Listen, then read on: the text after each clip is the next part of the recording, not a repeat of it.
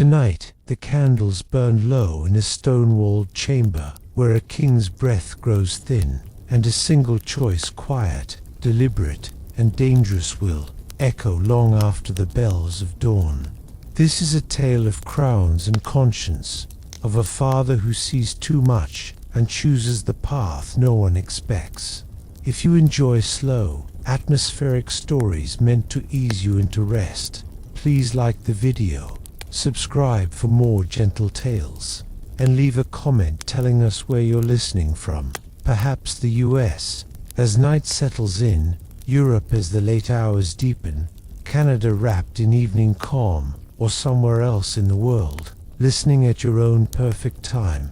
Settle your shoulders, soften your breathing, and prepare to drift as we return now to the hush of the king's chamber, where a final gift waits in silence.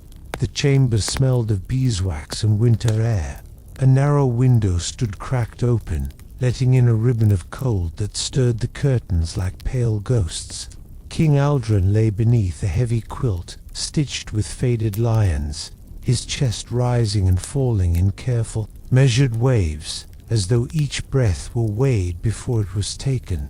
His crown rested on a velvet cushion beside the bed, its gold dulled by years of touch and time.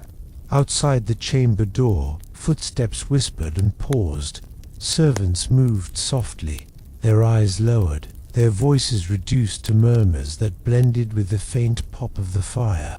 Somewhere in the distance, a bell rang the hour, slow and solemn, counting down something no one dared name aloud. Aldrin's eyes opened, clear despite the weakness in his limbs. They traveled the room with calm attention, lingering on the tapestries that told stories of victories he remembered only dimly now. His gaze returned, again and again, to the cushion beside him. The crown did not shine as it once had. It looked heavy, it looked tired. Two sons waited beyond the door. The elder, Prince Corvin, was everything the court expected. Trained, admired, certain. He carried himself like a blade already drawn, sharp and sure of its place. The younger, Prince Elric, was quieter, often overlooked, a listener more than a speaker, a watcher of shadows and small details. The court had long decided which of them would rule. The court was rarely wrong about such things. Aldrin knew better. He remembered Corvin as a boy, impatient with pauses, eager for the end of lessons and the beginning of command. He remembered Elric sitting on the steps at dusk, asking why the guards looked so tired, why the farmers bowed so low. Aldrin had answered those questions then. He wondered who would answer them later. His hand trembled as he reached for the bell rope by the bed. The sound it made was thin but clear. Footsteps approached. The door opened, and the air shifted with expectation. "Send them in," Aldrin said, his voice a dry whisper that still carried authority. As the door widened and shadows lengthened across the floor, the king's eyes rested once more on the crown. He did not look afraid. He looked resolved. This was not a mistake waiting to happen. This was a choice. The door opened fully, and with it came the quiet weight of destiny. Prince Corvin entered first, his boots polished, his shoulders squared beneath a dark cloak edged in silver thread. He bowed deeply, precisely as he had been taught, the movement practiced and flawless. Behind him came Prince Elric, a half-step slower, his bow less formal but sincere, his eyes lifting briefly to meet his father's before dropping again in respect. The chamber felt smaller with them both inside, as though the walls leaned in to listen. Aldrin studied his sons in silence. The fire sighed and shifted, casting warm light across Corvin's confident profile and Elric's thoughtful stillness. The older prince stood like a statue carved for a hall of heroes. The younger seemed almost to blend with the room, his presence gentle, his breathing calm. "Come closer," the king whispered. They obeyed, stopping at the foot of the bed. Corvin's jaw was set, anticipation flickering behind his composed expression. Elric clasped his hands loosely, his fingers bearing ink stains from books he had been reading only hours before being summoned. Aldrin's gaze rested on Corvin first. In his mind rose memories of tournaments and councils, of raised voices and swift judgments. Corvin would rule with strength, there was no doubt. Strength was easy to see. It impressed, it comforted those who feared disorder. Then the king's eyes moved to Elric. He saw the boy who lingered after meals to hear the servants' stories, the young man who listened more than he spoke, who noticed when a guard limped or when the court musician played more softly than usual. Elric's strength lay hidden, like roots beneath snow. "My sons," Aldrin said, pausing to gather breath, "the kingdom stands at a turning." Corvin straightened almost imperceptibly. Elric remained still. "The crown," the king continued, his voice steady now, "is not a reward.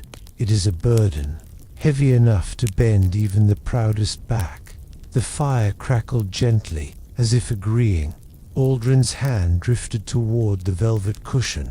The gold edge of the crown caught the light, throwing a muted glow across the bed linens. Both princes watched the movement, though each for very different reasons. The king closed his fingers around the crown's rim. The metal was cool, grounding. For a brief moment, he closed his eyes, letting the weight of the past settle, and then, with care and intention, he lifted it. The room held its breath. Aldrin's eyes opened again, and when they did, there was a softness in them that surprised even himself. The crown hovered between his hands, steady now, no longer trembling.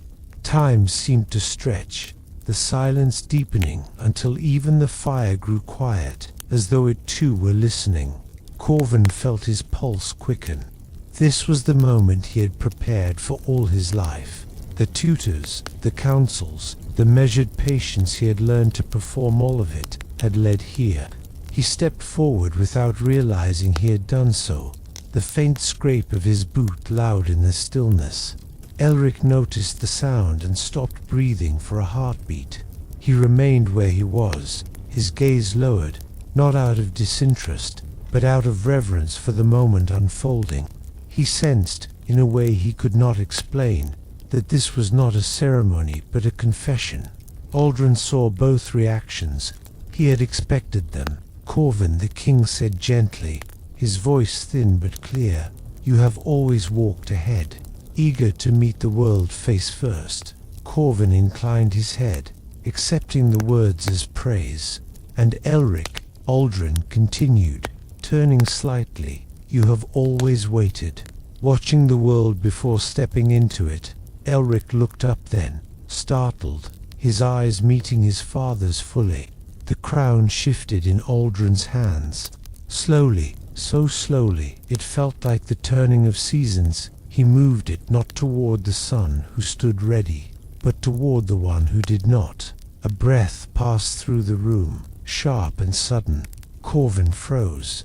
The confidence in his posture wavered, just for an instant, like a flame struck by wind. His mouth opened, then closed again, disbelief flickering across his face before being carefully hidden. Elric did not move at all.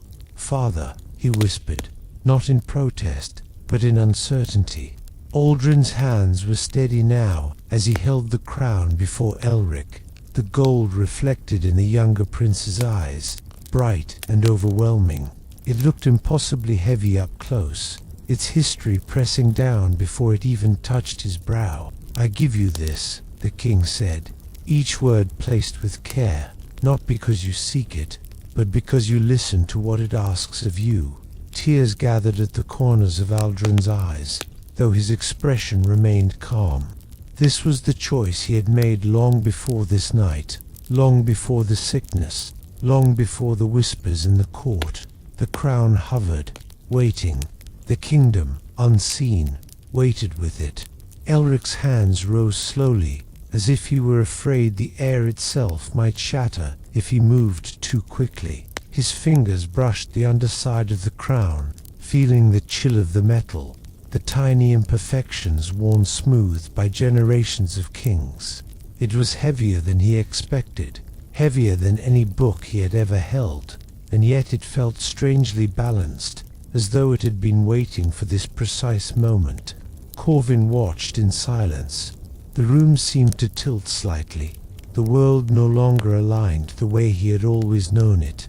He straightened his cloak, a reflex born of discipline, though his thoughts churned beneath the calm surface. This was wrong. This was not how the story was meant to go. Aldrin released the crown.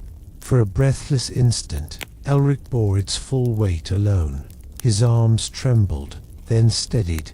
With great care, he lowered himself to one knee, not out of ceremony, but instinct and unspoken promise of humility. He bowed his head, the crown still held before him, unclaimed. "I don't understand," Elric said softly. "There are others more prepared, stronger." Aldrin smiled, the lines of his face deepening like gentle folds in old parchment.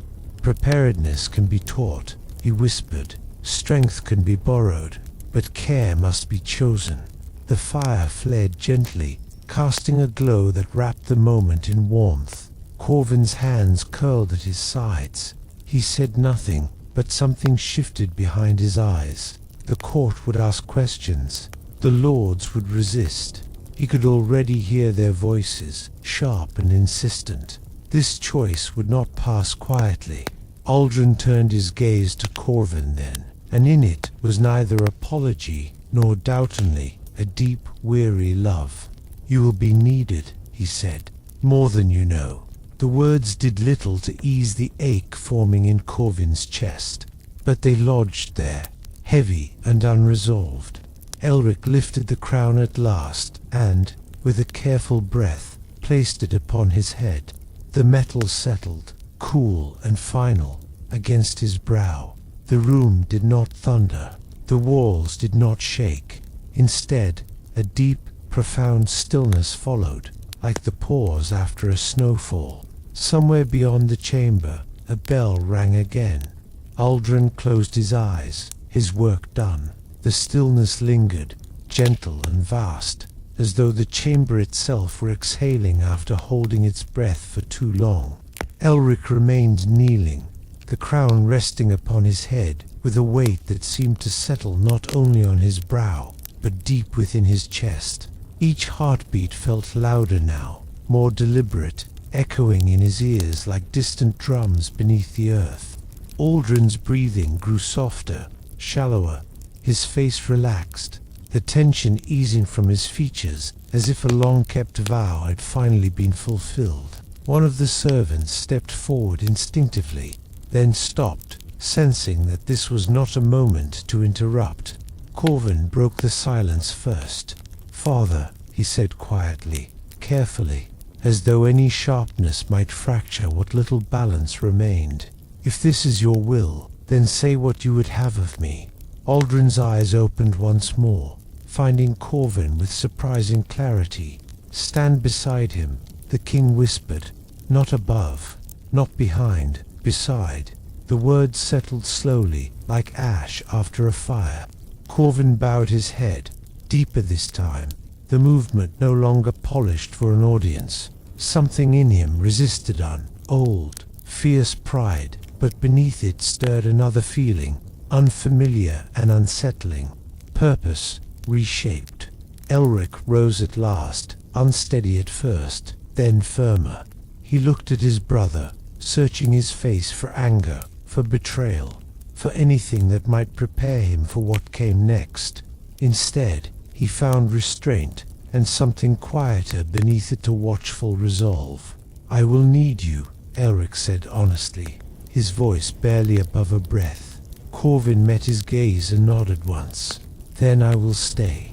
The fire dimmed, settling into a steady glow. Outside, the wind moved through the courtyard, carrying with it the muted sounds of a kingdom asleep, unaware that its future had just been altered in a single, silent room. Aldrin smiled faintly. His hand twitched, then grew still. The crown had found its place, but the true weight of it had only just begun to descend.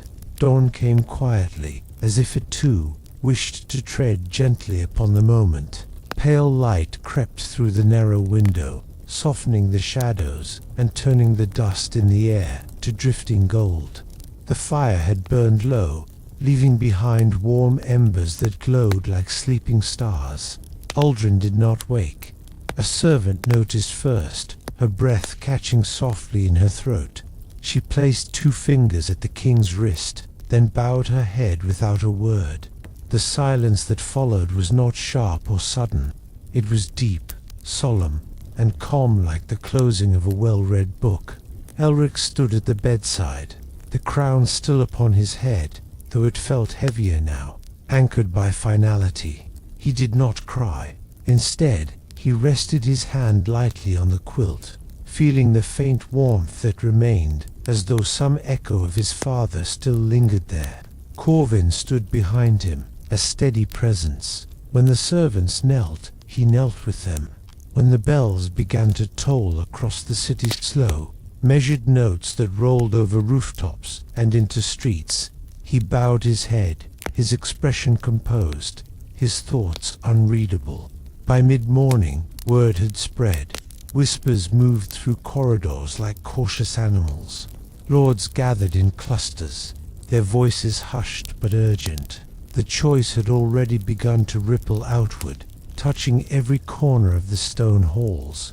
Elric was led from the chamber at last, the doors closing softly behind him. The corridor felt long and unfamiliar, though he had walked it all his life. Every step echoed differently now, carrying weight and expectation. At the far end, tall doors waited, doors he had never passed through alone before. Guards opened them in silence, their eyes lowered, their armor catching the new light. Inside lay the council chamber. Elric paused on the threshold, drawing a slow breath. He could sense the uncertainty waiting within, the questions, the resistance. He adjusted the crown slightly, not to make it sit straighter, but to remind himself that it was real. Corvin stepped forward, taking his place at Elric's side, just as Uldren had asked. Together, they crossed the threshold. The council chamber was cool and vast, its high ceiling lost in shadow.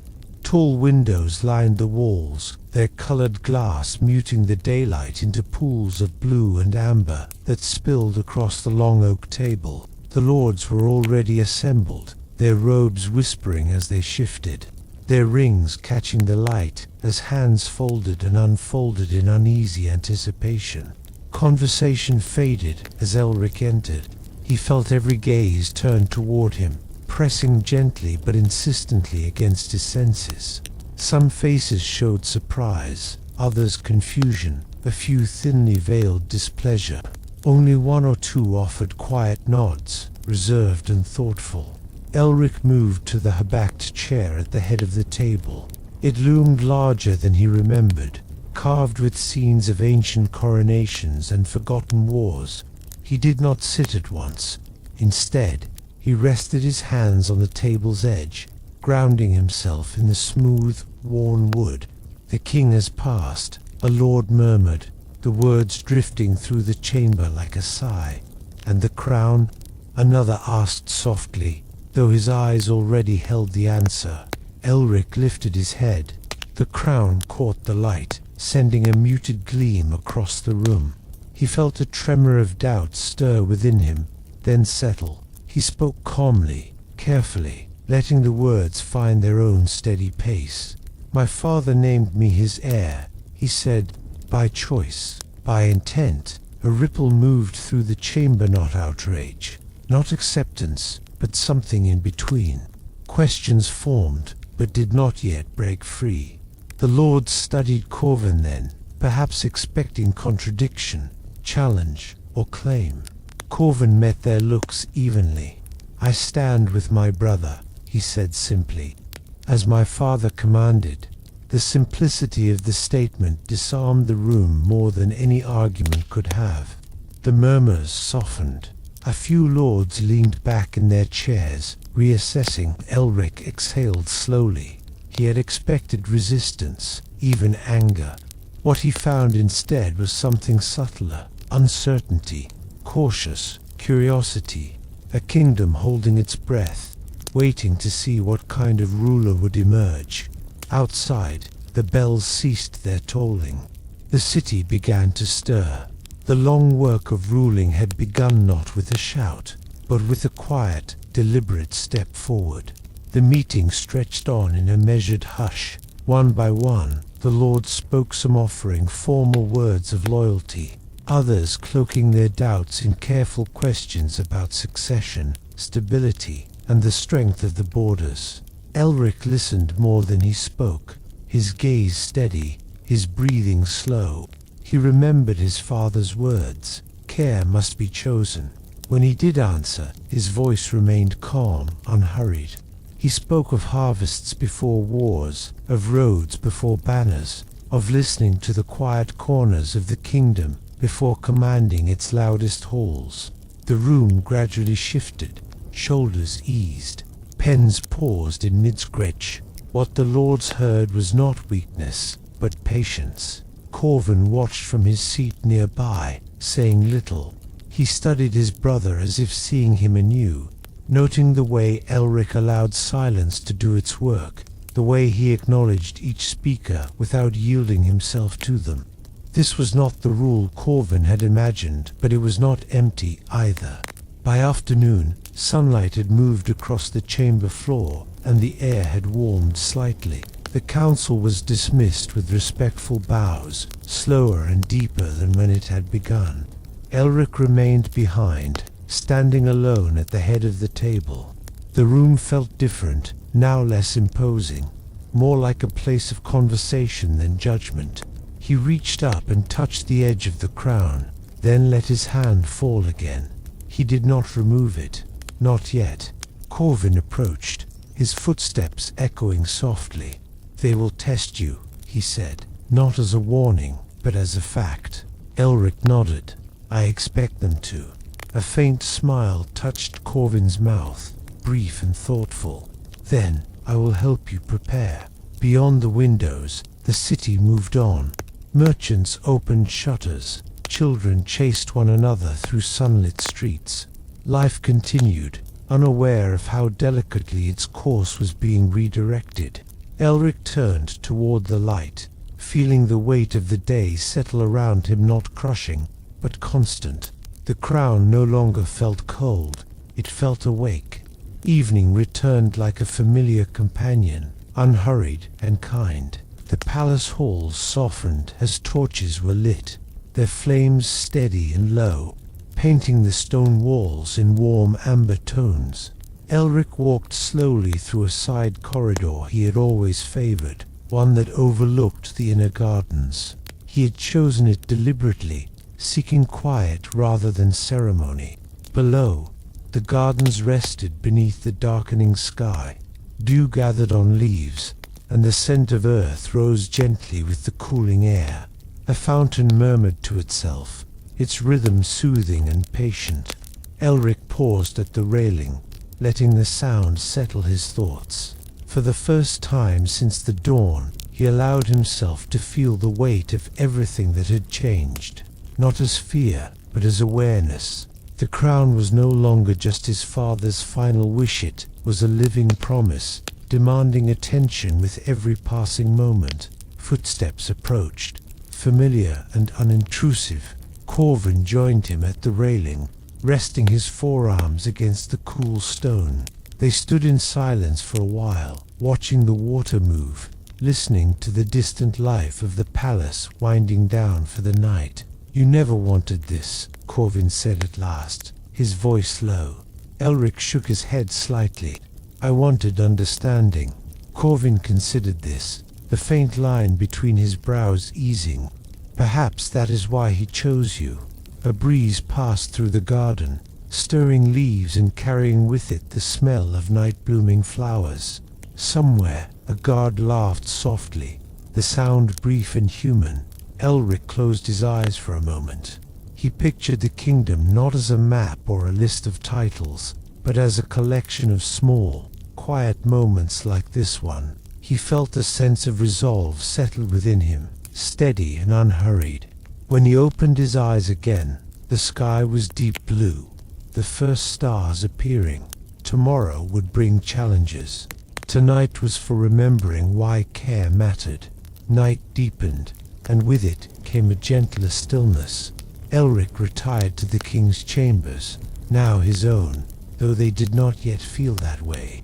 The room had been aired and prepared, but traces of his father lingered in subtle ways. The scent of old parchment, the familiar arrangement of books, the slight indentation in the chair near the fire. Elric removed the crown at last, setting it carefully on the velvet cushion. Without it, his head felt strangely light, as though part of him was still missing. He studied the crown for a long moment, its quiet gleam reflecting the firelight, then turned away and sat at the writing desk by the window. Outside, the city slept. Roofs lay in shadow, and the river beyond the walls reflected broken lines of moonlight. Elric dipped a quill into ink, hesitated, then began to write not decrees or commands, but questions. What did the eastern villagers need before winter? Which roads had gone too long without repair? Who listened to the border towns when the court did not? The scratching of the quill was soft and steady, a sound that grounded him. A knock came at the door, light and respectful. Corvin entered at Elric's invitation, carrying 2 cups of warm tea. He set one down within reach and glanced briefly at the parchment, saying nothing. "You should rest," Corvin said, though without insistence. In a moment, Elric replied. He set the quill aside and wrapped his hands around the cup, letting the warmth seep into his fingers. "Thank you." They sat together in companionable silence, the fire whispering nearby. For the first time, the room felt less like a place of endings and more like one of beginnings. Elric leaned back, allowing his shoulders to relax. Outside, an owl called once, then fell silent again. The night accepted him, untroubled by titles or crowns. Sleep would come soon, and with it, the long road ahead. The night stretched on in gentle folds, as though the castle itself were breathing slowly, cushioning the world in quiet. Elric finally placed the quill aside, letting the soft scratch of ink fade into memory. He sat for a long while in the glow of the dying fire, listening to the distant drip of water from the roof and the low murmur of guards patrolling the outer walls. Each sound reminded him that life went on beyond the crown, yet the crown remained, a silent observer of all that was to come. Corvin remained nearby, leaning against the edge of the hearth, silent but watchful. Though his body relaxed, his mind was restless, parsing every choice, every word that had passed that day. Elric had been chosen. Yes, but the older prince was acutely aware of how the kingdom's eyes would shift and scrutinize every decision the younger made. Corvin did not envy him. He respected him, cautiously and carefully. Elric closed his eyes for a moment and let himself sink into awareness rather than anxiety. He imagined the castle in layers, the cold stones beneath their feet, the warmth of the kitchens and servants' quarters, the quiet of the library filled with centuries of knowledge. He let the sensation wash over him, reminding himself that a crown was more than gold. It was the people beneath it, the choices that shaped them, and the care to listen when no one else did. A faint knock came at the door, barely audible, yet deliberate. A young scribe entered, carrying a small bundle of notes from distant lords and town leaders. She placed them carefully on the desk without a word and withdrew, her footsteps muted against the cold stone. Elric opened the bundle, scanning the papers by the flickering firelight. Requests for aid, updates on trade, whispers of unrest, all the subtle currents of the kingdom that demanded attention and yet could not be addressed in haste. He leaned back and allowed a slow exhale. Each item on the list could feel overwhelming if approached as a task. Approached as a moment to understand, it became a map, a way forward. Corvin noticed the change in his brother's posture, the way his shoulders softened, the faint tightening in his jaw relaxing. Leadership, he realized, was not a single act, it was patience, persistence, and the quiet courage to hear everything that others refused to voice. The fire sputtered once, sending a shower of tiny sparks into the air, and both brothers watched in silence. Outside, the castle seemed to exhale with them, carrying the night deeper into the quiet city beyond the walls. Somewhere, the river moved over stones, whispering the passage of time. Somewhere else, a guard paused, noticing the stillness. Elric set the notes aside and leaned forward, resting his forehead lightly against his hands.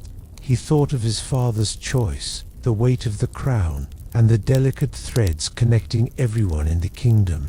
The night was long, and tomorrow would require action, but tonight was meant for quiet reflection, for gathering strength, for listening to the soft pulse of life that the crown now entrusted to him. And in that quiet, both brothers understood something vital, that care was not weakness, and that the kingdom could feel safe, even when the path forward was uncertain, if the heart leading it was steady.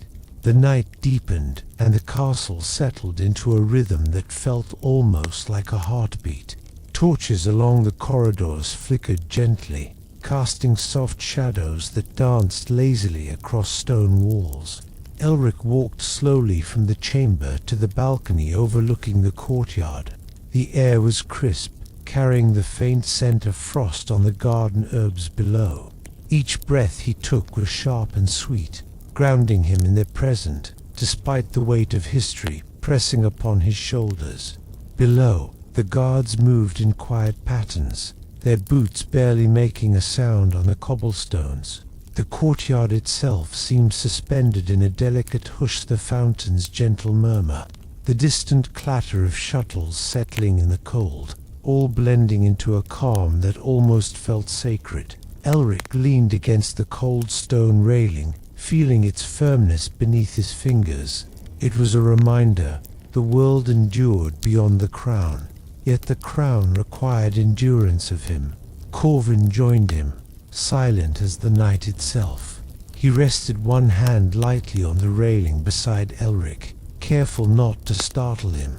The older prince's eyes swept across the courtyard, noticing the small, almost imperceptible movements, the gardener tending a lone winter rose, a cat winding along the edge of the wall, the lantern light flickering as if unsure whether to hold or fade.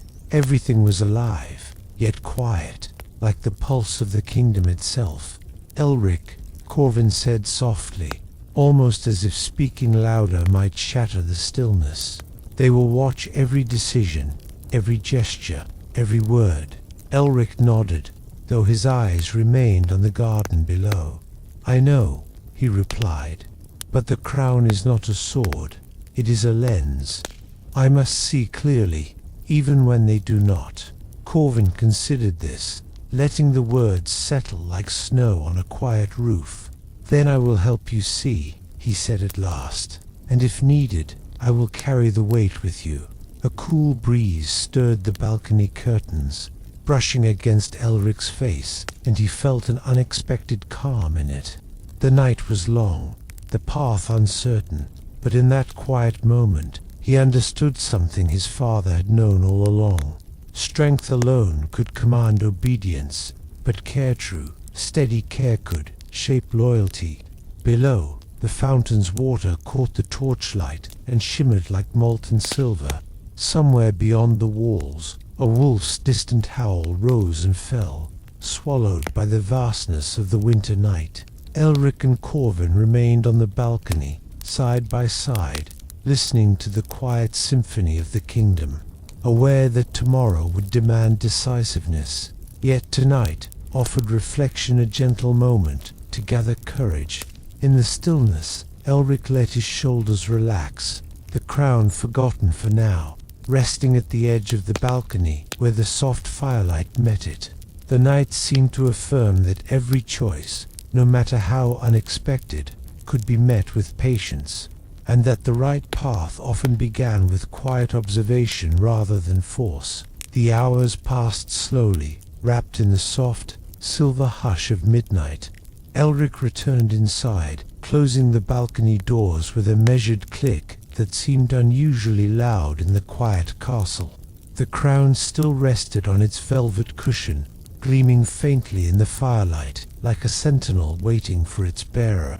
Elric approached it, his fingers brushing the cool metal once again, feeling the familiar weight settle against him, grounding him in ways both comforting and formidable. He moved to the large high-backed chair at the desk, settling into it with a careful slowness. Corvin stood nearby, watching, her presence as steady as the stone beneath them. Neither spoke at first. Words were unnecessary in this silence. Outside, the wind whispered through the trees in the inner gardens, carrying the faint rustle of leaves and the soft drip of frost melting from the eaves. The sound was quiet enough that it almost felt imagined, yet it brought a strange, grounding reassurance. Elric opened the notes brought earlier by the scribe. Each parchment contained reminders of small struggles and distant troubles, disputes over land, merchants complaining of delays in transport, the need for repairs in the northern village, and a subtle thread of unrest in the eastern border towns. The list could have overwhelmed him, yet, instead, he found clarity in it. Each problem was not a test of strength, but a chance to listen, to understand, to respond with thought rather than impulse. "Do you ever wonder," Corvin began softly, "if Father meant for it to feel like this? The crown, the weight, the questions, all of it." Elric looked up, his fingers lingering on the edge of a parchment. "I think he wanted us to see that leadership is not about what is expected," he said. "It's about what is necessary. And sometimes, the necessary path is the one no one else sees." Corvin's lips pressed into a thin line, a mixture of contemplation and silent agreement. He walked closer, leaning on the desk lightly. "Then, we will do it differently. Together." The warmth from the fire painted their faces in soft amber tones, contrasting with the cool shadows of the corners. The castle seemed to hold its breath around them, as though granting space for reflection, patience, and unhurried planning. Every sound, the whispering wind, the distant drip of water, the faint creak of the floorboards moved in rhythm with their thoughts, slow and deliberate, encouraging them to feel the weight without being crushed by it. Elric set aside the papers, finally allowing himself to stretch, muscles stiff from sitting too long. He looked at the crown once more. Its gleam no longer intimidated him. Instead, it reminded him that this weight was not a punishment, but a responsibility, and one that he could carry, with care, with attention, and with Corvin beside him. Outside, the first faint hints of dawn brushed the horizon.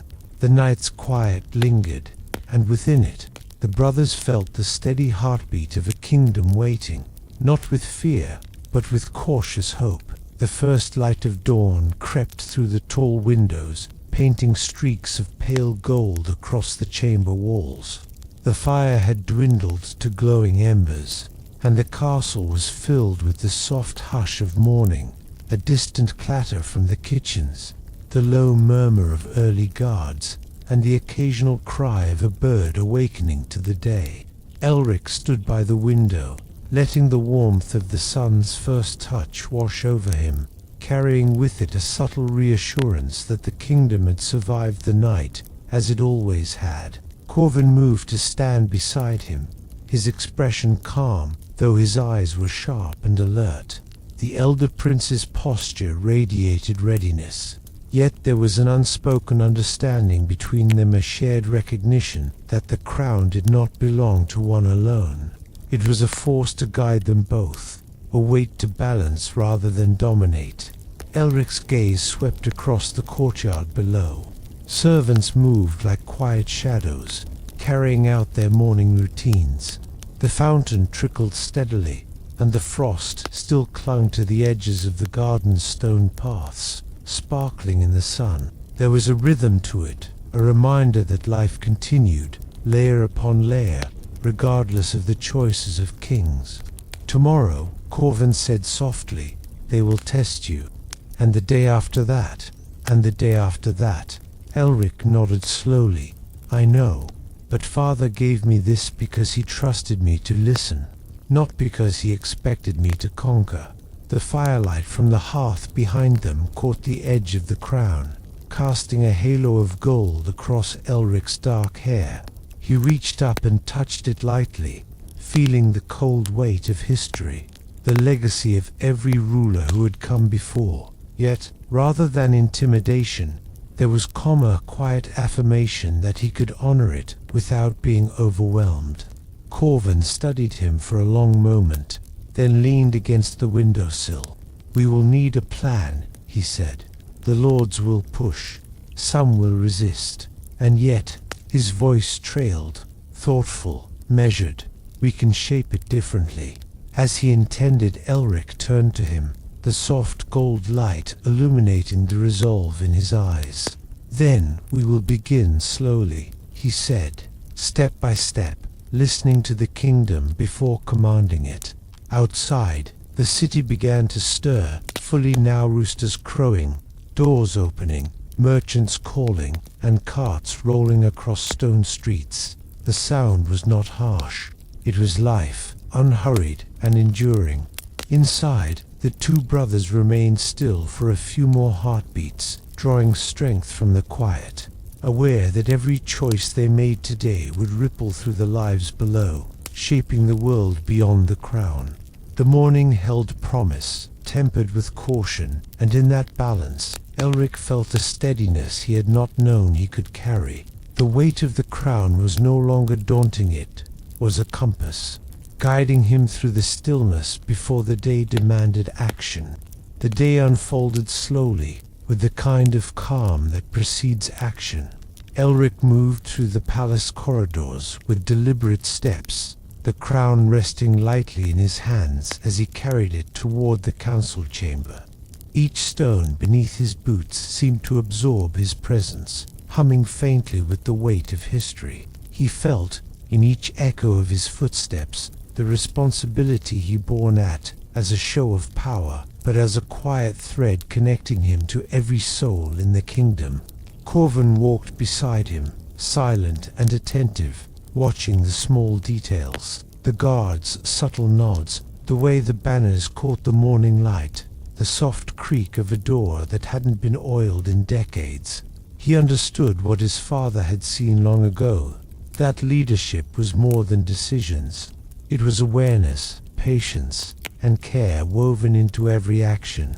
As they entered the council chamber again, the lords and advisors rose, some stiffly, some with tentative bows.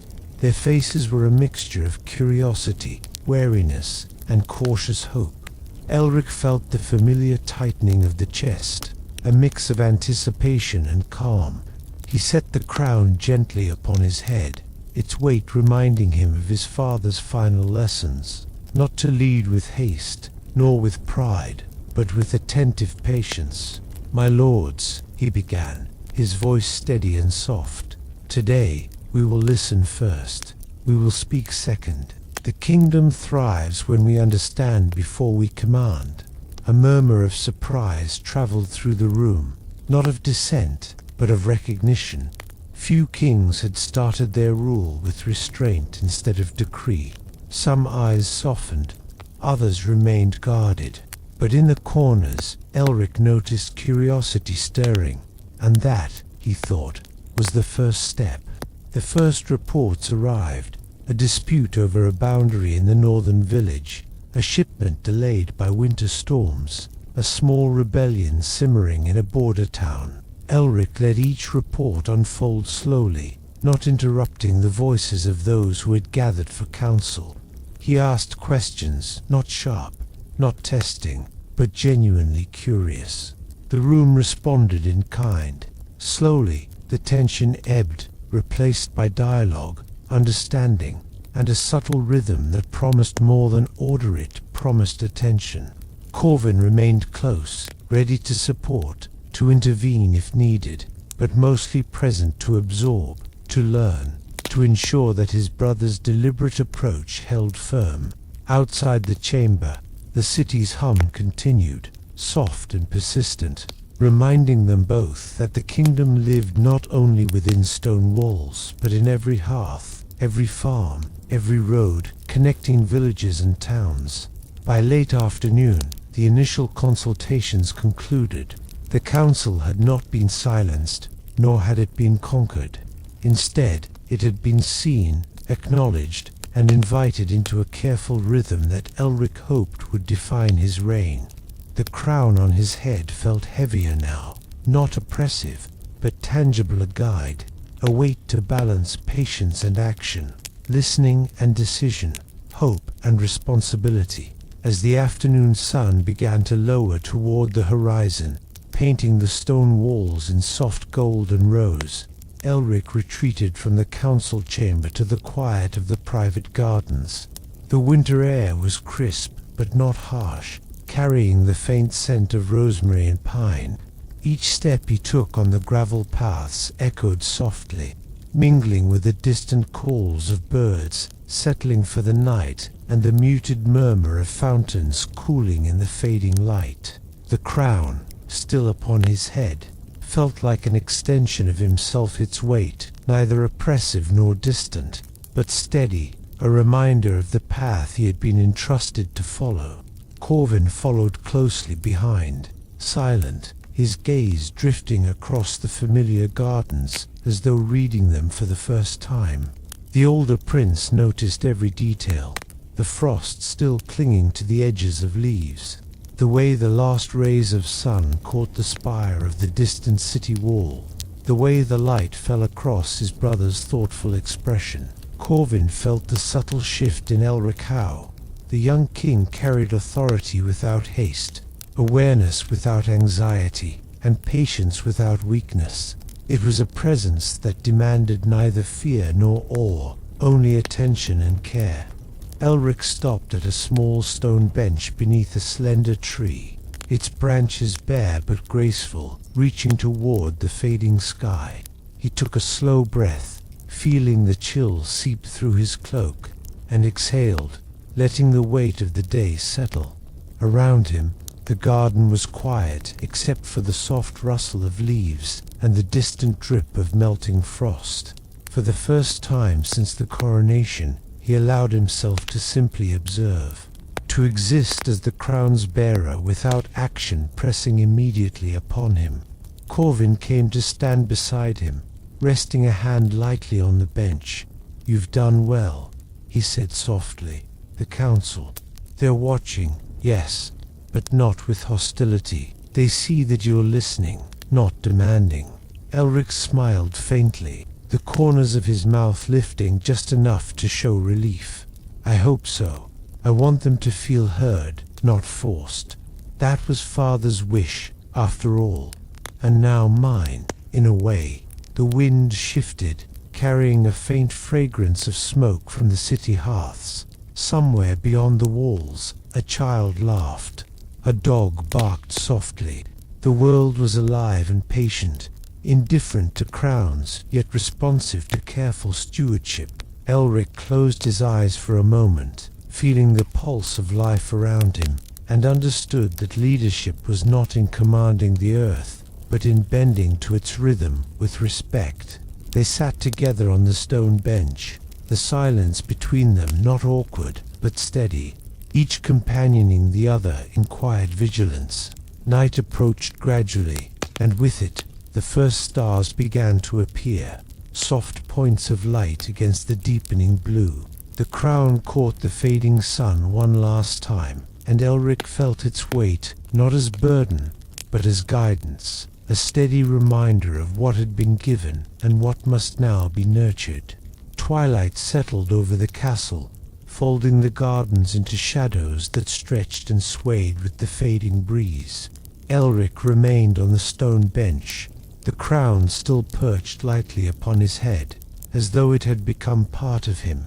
The air was cool, carrying the faint scent of smoke from distant hearths, mingled with the earthy perfume of the frost-kissed garden. Every sound, an owl's distant call, the soft rustle of leaves, the trickle of water from the fountain was magnified in the hush of evening, each one threading into the quiet rhythm of the kingdom he now led. Corvin, standing nearby, noticed how his brother's shoulders had eased, how his posture, once tense with uncertainty, now suggested calm focus. The younger prince had grown into the crown in the span of hours, not with grand declarations or fiery speeches, but with careful attention, quiet understanding, and an unhurried presence that seemed to draw the garden itself into stillness. "They will test your patience," Corvin said, his voice low enough to blend with the whispering wind. "Not just the lords, but the people, the soldiers, even the merchants and the farmers. They will want answers, and not all of them will be fair." Elric's gaze lifted to the first stars appearing above the castle walls. "I know," he replied, "but Father taught me that patience is not just waiting, it is listening, seeing what is hidden, not just what is spoken aloud." A faint rustle drew their attention to the edge of the garden path. A solitary gardener emerged from the shadows, carrying a lantern that cast soft golden circles on the frost-covered ground. The gardener paused, noticing the brothers, and offered a quiet bow. Elric returned the gesture, aware that even small exchanges mattered, that care extended to every corner of the kingdom, not only the council chamber. They remained in the garden, watching as the lantern's glow danced against the stone and foliage. The quiet was not empty. It was full of subtle life, of unnoticed details and movements that spoke of the steady pulse of the realm. Elric realized that the crown demanded more than authority. It demanded attention to the unassuming, the overlooked, the gentle truths that underpinned everything. The sky deepened to indigo, and the stars multiplied, casting a pale glow on the frost-encrusted paths. Elric finally stood, brushing snowflakes from his cloak, and gestured toward the castle. "We should return. The night still holds its duties." Corvin nodded, following him along the gravel paths, their footsteps soft and deliberate. They moved together, each step a quiet affirmation that the crown was not a solitary burden, but a shared responsibility, carried with care, observation, and the steady rhythm of patience. The brothers returned to the castle's warmth, leaving the crisp night air behind, though the coolness clung faintly to their cloaks. The stone corridors seemed quieter than before, as if the castle itself had settled into a slower heartbeat after the day's first motions of rule. The torches along the walls flickered in gentle rhythm, casting long shadows that danced softly across the worn floors. Every step echoed with measured deliberation, reminding them both that even in silence, the castle listened. Elric carried himself with newfound steadiness. The weight of the crown no longer felt like pressure, but like a reminder of connection to his father, to the kingdom, and to the people whose lives would ripple through every choice he made. Corvin, walking slightly behind, kept watch over their path, noting the subtle signs of readiness: a guard adjusting his armor, a servant moving quietly with supplies, the distant chiming of the bell signaling the turning of another hour. They paused at the entrance to the private library, a room Aldrin had cherished for its quiet corners and the way sunlight or firelight could pool among the bookshelves. Elric lingered at the threshold, his hand resting briefly on the carved wood. The room smelled faintly of parchment and ink, of waxed floors and polished wooden aroma that brought him unexpected comfort, grounding him in the steadiness of the world that had endured long before the crown rested on his head. Corvin spoke softly, almost to himself. You will need counsel beyond the council.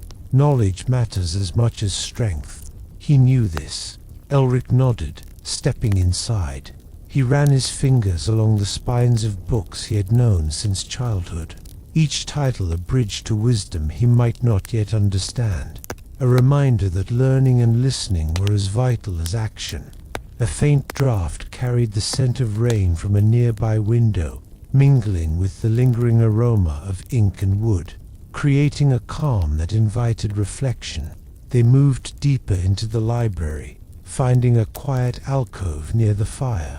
Elric settled into a high-backed chair, placing the crown gently on the table beside him, its gold glinting softly in the firelight. Corvin leaned against the edge of the chair, quiet, watchful, allowing the younger prince to breathe, to think, to plan in the calm of night. The world outside was full of movement guards, patrolling, servants preparing meals, the distant city murmuring, but inside, in this small sanctuary, time slowed.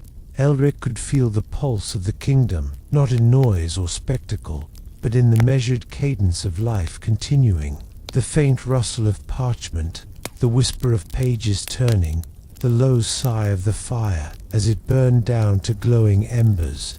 For a long while, the brothers remained in that stillness, understanding that patience, attention, and quiet care were as essential as the crown's weight. Outside, the moon rose higher, casting silver across the stone floors and through the tall windows, bathing the library in calm light. The night was long, but within its folds, Elric felt a sense of grounding he had not known earlier, a quiet, steady strength that promised the dawn could be met with clarity, patience, and the careful balance of responsibility. Night deepened into a gentle hush. The castle now settled into the slow rhythm of darkness. The corridors were empty, but for the soft tread of a lone guard and the occasional whisper of wind through the narrow windows. Elric remained in the library, the crown set carefully beside him, its gold glowing faintly in the firelight. He leaned back in the chair, hands folded loosely on his lap, listening not to voices or commands, but to the subtle sounds of the castle, the faint groan of timber settling, the distant drip of water from the rooftop, the low crackle of embers in the hearth. Corvin stayed nearby, seated quietly on the edge of the reading bench, his eyes scanning the firelight dancing across the room. He observed Elric with the calm awareness of someone who had seen strength manifest quietly rather than loudly. The younger prince did not need declarations or orders. He needed to feel, to absorb, to move deliberately and with understanding. Corvin understood this, and in the library's stillness, he allowed his brother the space to become fully aware of his new place. Elric's gaze drifted to the crown. For hours it had symbolized weight and responsibility, yet in the soft light of the library it seemed to whisper possibility instead of obligation. He thought of the people beyond the walls, the voices that had yet to speak, and the struggles hidden in distant villages. Leadership, he realized, would not always be visible.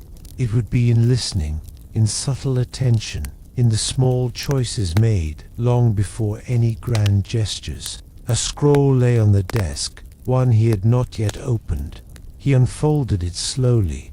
The texture of the parchment cooled beneath his fingers. It contained a report from the northern towns, mild unrest, disputes over harvest boundaries, requests for repairs and aid. Elric read each line deliberately, imagining the farmers' faces, the children waiting at hearths, the families affected by every delayed decision. His eyes softened with understanding. The crown pressed down gently on his mind, not as command, but as guidance. Corvin spoke softly from the bench. "You will need allies," he said. "Not just the council, not just soldiers or advisors. The kingdom thrives when those you trust are everywhere, even in places you cannot see. Elric nodded, closing the scroll carefully. I will listen, he said. Every voice, every small whisper that matters. That is how care is shown, and that is how Father intended it. Outside, the moon hung high, casting pale silver light across the frost-laced garden below. A distant owl called its note, soft but steady. Somewhere, a watchman adjusted his post. Inside, the library's warmth and quiet seemed to settle round the brothers like a cloak. Elric allowed himself to breathe deeply, feeling the night's calm infuse him with patience and resolve. The crown beside him seemed less a burden now, and more a companion, waiting to guide each choice, each careful step, each attentive act of leadership. And as the embers flickered low, the castle exhaled gently, holding the two brothers in the quiet promise of the night. The night stretched on, soft and unbroken, as if the castle itself had paused to reflect on the day's events. Elric remained in the library, seated with his hands folded over one another, the crown resting on the desk beside him. Its golden surface caught the faint glow of the firelight, glinting quietly, almost as if it were breathing alongside him. The warmth from the hearth contrasted with the crispness of the winter air slipping through the tall windows, creating a calm, steady balance around him. Corvin remained nearby, leaning against a bookshelf, silent but watchful. His eyes scanned the shadows of the room, noting the subtle movement of flickering light, the slight draft that stirred the pages of an open book, the way the firelight caught dust motes and sent them floating like tiny stars. He understood that these quiet moments were as vital as any council meeting or decision, the unseen fabric of care, patience, and awareness that would sustain a kingdom. Elric's thoughts drifted gently, tracing back to the morning, to the council, to his father's choice. He remembered Aldrin's calm eyes, the deliberate placing of the crown upon him, the quiet conviction that had guided every word. The memory was not heavy with grief, but filled with reverent clarity, a path laid not in haste, not in show, but in understanding the kingdom's needs before asserting authority. A soft knock at the door brought Elric back to the present. A page entered, carrying a small bundle of letters from distant lords and advisors. He accepted them with a nod, unfurling each carefully. Requests, reports, petitions, all small ripples that, if left unattended, could grow into storms. He read them slowly, allowing himself to picture each village, each person, each need, as though holding the kingdom in his hands, one gentle thread at a time. Corvin stepped closer, his voice a whisper. Every small action matters, brother. Each one builds the foundation for what comes next. Do not let haste cloud judgment. Elric nodded, setting the final letter aside. I will move slowly, he said, carefully, and I will listen first. That is how I will honor Father and this crown. Outside the castle was quiet, except for the wind sighing through the high battlements and the faint murmur of the river beyond the walls. The stars above glimmered softly, mirrored faintly in the frost that still lingered on the garden paths below. Within the library, warmth, light, and patience cocooned the brothers, reminding them that even amidst uncertainty, careful observation, thoughtfulness, and quiet guidance could sustain a kingdom.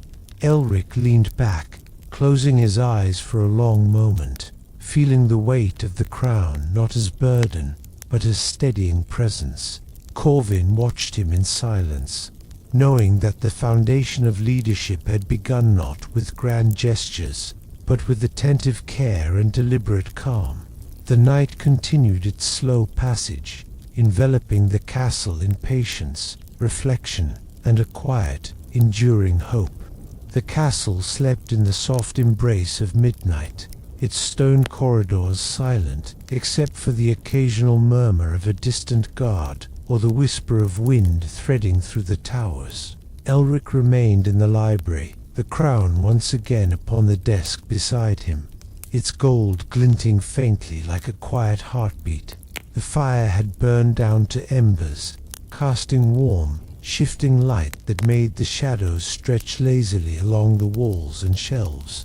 Every detail the slight tilt of a book, the cool touch of the stone floor beneath his boots, the faint scent of ink reminded him of the weight he now carried, not as a burden, but as a living guide to his kingdom.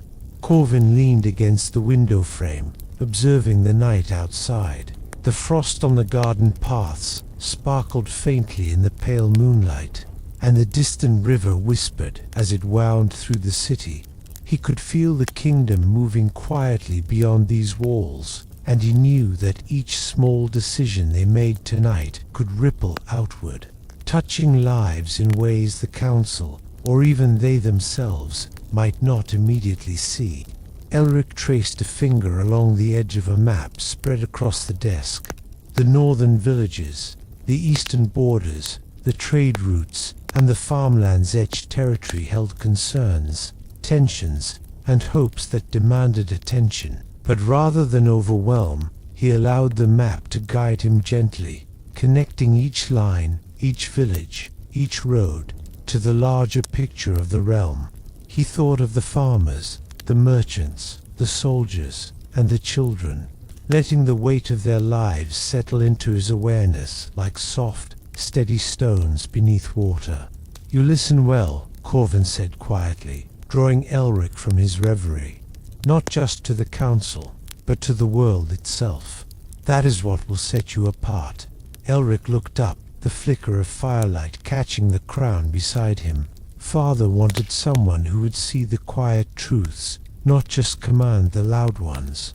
"That is what I will do," he replied softly. Corvin nodded, letting the words settle in the room like the first snow of winter. "Then the kingdom is in good hands." A gentle draft stirred the pages on the desk, and Elric reached to smooth them, mindful of every movement. Outside, the castle seemed to inhale and exhale in rhythm with them, the soft creak of timber, the distant hoot of an owl, the subtle stir of a night breeze weaving through the towers. In the stillness, he felt not fear or doubt, but the steady pulse of responsibility, the quiet assurance that careful attention could shape a future far steadier than mere strength ever could. Hours passed slowly, and the brothers remained together, watchful yet calm. The crown rested nearby, a constant reminder of their purpose, its weight no longer oppressive but purposeful, guiding them toward choices that were deliberate, gentle, and enduring. The night held them in patience, teaching them, as Uldren had, that true leadership began in quiet reflection before it reached into action. The night deepened into a velvet quiet, and the castle seemed to exhale, settling into its own rhythm of patience. Elric rose from the desk and walked toward the balcony that overlooked the courtyard, the crown remaining on the desk for now as a silent observer. The stone floor was cool beneath his boots, grounding him in the present as he stepped into the hush of the winter air. Frost clung to the edges of the balustrade, sparkling faintly in the pale light of the moon, and a gentle wind carried the faint scent of smoke from hearths across the city below. Corvin followed a pace behind him, observing the courtyard and the distant gardens, noting the quiet stirrings of life, even at this hour. A cat weaving between the shadows of trees, a lone gardener tidying paths by lantern light, the soft murmur of water from the fountain catching moonlight like liquid silver. These small details, invisible to most, reminded Corvin that leadership was less about spectacle than attention, about seeing what others ignored and acting with deliberate care. Elric rested his hands lightly on the stone railing, leaning forward just enough to feel the pulse of the courtyard beneath him. He inhaled slowly, savoring the cold air, the faint scent of pine, the delicate hush of the winter night. "The crown is not a command," he murmured, more to himself than anyone else. "It is a responsibility to understand, to protect, to guide not through force, but through awareness." Corvin leaned beside him, silent for a long moment. Then, softly, he said, "And you will. You already do. The night itself seems to listen when you move with care." A soft rustle in the trees below made them both pause. A small fox darted between shadows, its eyes glinting briefly in the moonlight before disappearing again. Elric smiled faintly. "Even the smallest life deserves attention. That is how we begin, by listening to what seems insignificant, for it often holds the truth." The city beyond the walls was muted, as if the world itself were wrapped in the castle's calm. The distant river murmured over stones, lanterns flickered in the quiet streets, and the wind carried faint echoes of life breaths, whispers, the stir of sleep in hearth-lit rooms. Elric closed his eyes, letting the night wash over him, letting the cool air and gentle sounds reinforce the steady rhythm he wanted to carry into the day. Finally, he turned back toward the warmth of the castle, feeling the night's lesson settle deep within him. Corvin followed, their steps silent on the frost-kissed stones. Inside, the fire in the library had burned low, and the crown glimmered softly in the dying light, no longer just an object of authority, but a companion, a reminder of the patience, attention, and gentle care that would define Elric's rule. The castle's halls were hushed as Elric returned from the balcony, the echoes of his boots soft against the cold stone floors. The crown sat on the desk, catching the faint glow of the firelight, its golden surface glimmering like a quiet promise rather than a burden. Elric ran his fingers lightly along its edge, feeling the cool weight, and allowed himself a moment of reflection. The choices he would make, the attentions he would give, and the care he would extend, these were the true duties of a king, far more than commands or decrees. Corvin remained nearby, leaning against the bookshelf, watching his younger brother with a quiet vigilance. The older prince understood that these moments, where thought and observation preceded action, were shaping Elric in ways that the council or the city could not yet see. Strength could intimidate, but patience, awareness, and careful attention could command loyalty in ways far more enduring. Elric opened the notes from the northern villages again, carefully reviewing disputes over land boundaries, requests for aid, and reports of mild unrest. Each entry he read with deliberate attention, imagining the faces behind the words. Farmers worried about crops, children playing near frozen streams, elders counting the days until winter softened. He did not rush, nor did he dismiss the small concerns. Instead, he let them settle into his understanding, like stones being placed gently in a riverbed, forming a foundation upon which his decisions could flow naturally. Corvin spoke softly, breaking the silence. "You see the threads, don't you? Every small concern is connected. Every voice matters. That is the difference between rule and leadership." Elric nodded slowly. "Father gave me this crown because he trusted me to notice the quiet truths, not just the loud ones. That is how I will carry it forward." The fire crackled low in the hearth, sending gentle sparks into the air. The subtle warmth contrasted with the cool night pressing against the window panes, creating a calm, steady balance.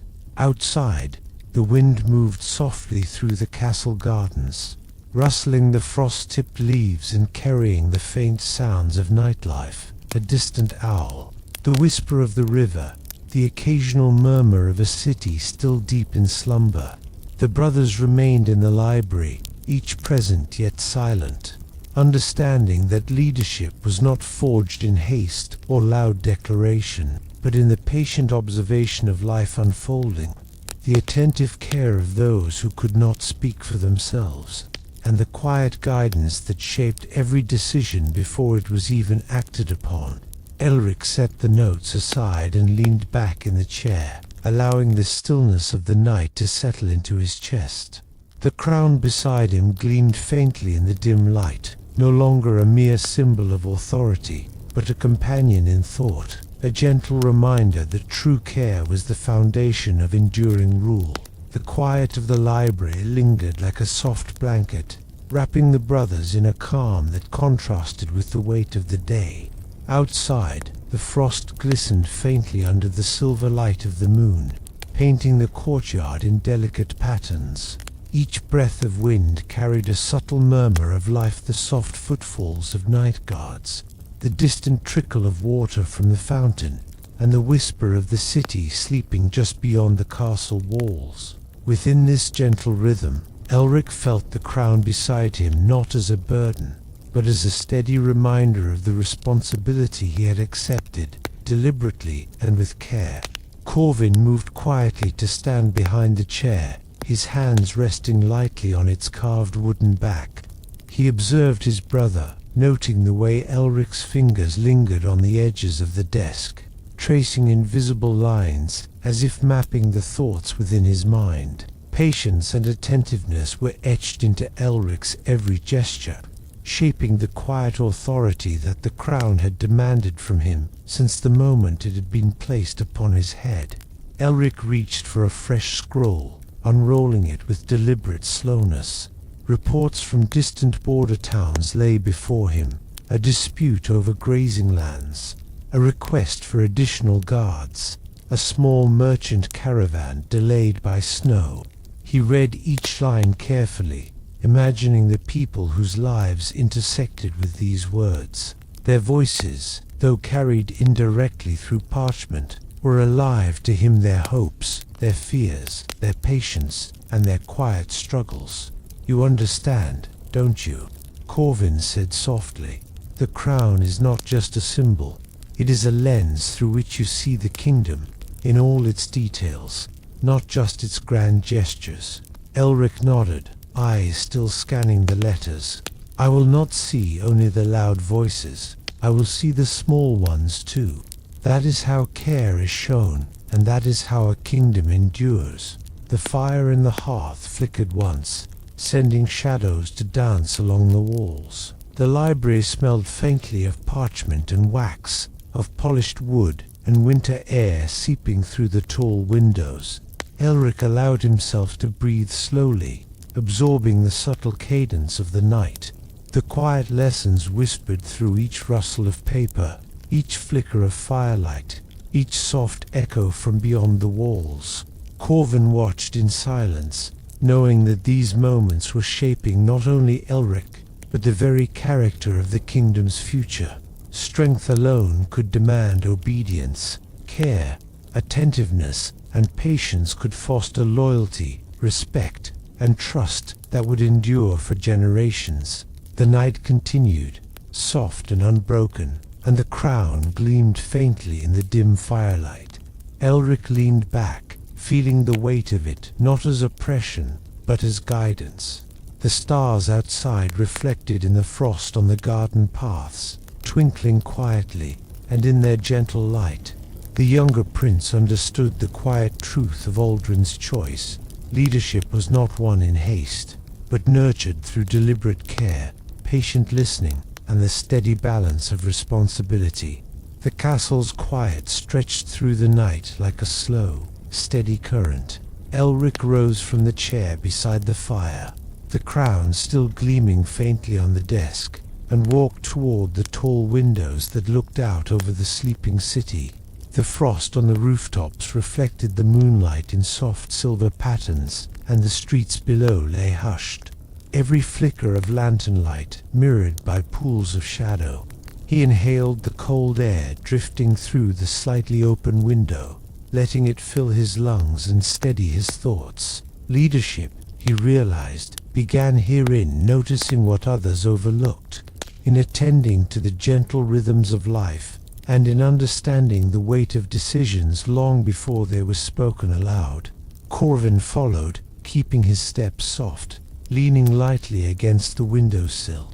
"The crown can seem heavy," he said softly, almost to himself, "not because of its weight, but because of everything it represents. Every life, every choice, every quiet voice you carry with it." Elric nodded, fingers resting lightly on the cold stone of the windowsill. "I feel it," he said, "not as a burden, but as a guide. It teaches me to slow my steps, to observe, to listen, to care." A distant owl called once, the note carrying through the courtyard and fading into the night. Somewhere, a river murmured over stones, its voice soft yet steady, threading through the stillness of the sleeping city. Elric closed his eyes for a moment, letting the sounds of the night wrap around him, grounding him in awareness rather than fear. He turned to the crown on the desk, its gold edges catching the firelight. "This is not just metal," he murmured. "It is trust. And trust is not earned with commands, but with attention, patience, and steady care." Corvin's gaze softened as he watched his brother, recognizing the quiet transformation that had begun. The young king had accepted more than a crown. He had accepted responsibility for the unseen, for the overlooked, for the subtle threads of the kingdom that required gentle guidance and deliberate action.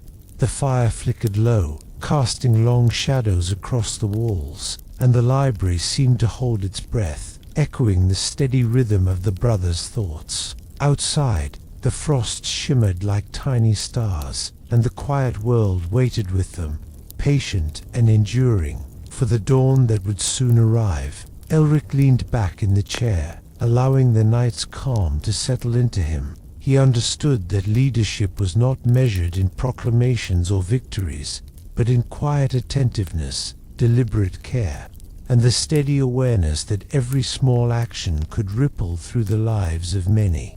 The crown beside him no longer felt like gold alone. It felt alive with the responsibility of tending to all that depended upon it. The night deepened further, wrapping the castle in a serene, almost sacred hush. Elric remained near the window, the crown now resting gently in his lap. Its weight, once sharp and demanding, had softened into a steady reminder of the path he had chosen, a path of attention, of care, and of deliberate understanding. He traced the intricate carvings on its rim with slow, thoughtful fingers, feeling the cold metal warm slightly under his touch. Corvin lingered nearby, leaning against a bookshelf, observing not only the crown but the calm transformation in his brother. "It is different at night," he said quietly. "Everything slows. The kingdom sleeps, the city rests, and yet the responsibility never fades." Elric nodded, eyes still fixed on the crown. "I feel it differently in this quiet," he admitted. "Without the pressure of the council or the bustle of the court, I can see what truly matters. The people, their lives, their voices, even the smallest of them."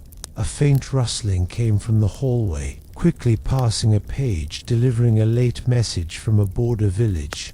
Elric placed the crown gently on the desk and opened the note, reading it slowly. The message was simple. A dispute over grazing rights had been settled peacefully by the village elder, but they requested guidance and support for the coming winter. Elric felt a wave of understanding rather than urgency. Each request, each problem, was not a demand to be conquered, but a thread to be woven into the steady care of the kingdom. Corvin spoke again, softly, almost as if sharing a thought with the night itself. "The crown is more than gold. It is the responsibility to notice the unnoticed, to act not from impulse, but from careful thought." Elric nodded, a faint smile brushing his lips. "Yes, that is what Father meant. That is why he gave it to me." Outside, the moonlight spilled across the frost-covered gardens, reflecting off the fountain like liquid silver. Somewhere in the distance, a lone owl hooted, its voice gentle and measured. The castle itself seemed to breathe in rhythm with the brothers, the quiet pulse of stone and fire and frost weaving a tapestry of calm vigilance. Elric leaned back in the chair, letting the fire's warmth and the night's serenity fill him. The crown gleamed softly on the desk beside him, no longer an object of pressure, but a companion in the quiet, deliberate work of leadership. Tonight, he realized, was a lesson in patience, in listening, and in the profound understanding that the smallest attentions often mattered more than the grandest proclamations. The castle held its breath as the night deepened further, the stone corridors silent except for the occasional distant footfall of a night guard. Elric remained in the library, seated near the low, glowing embers of the fire.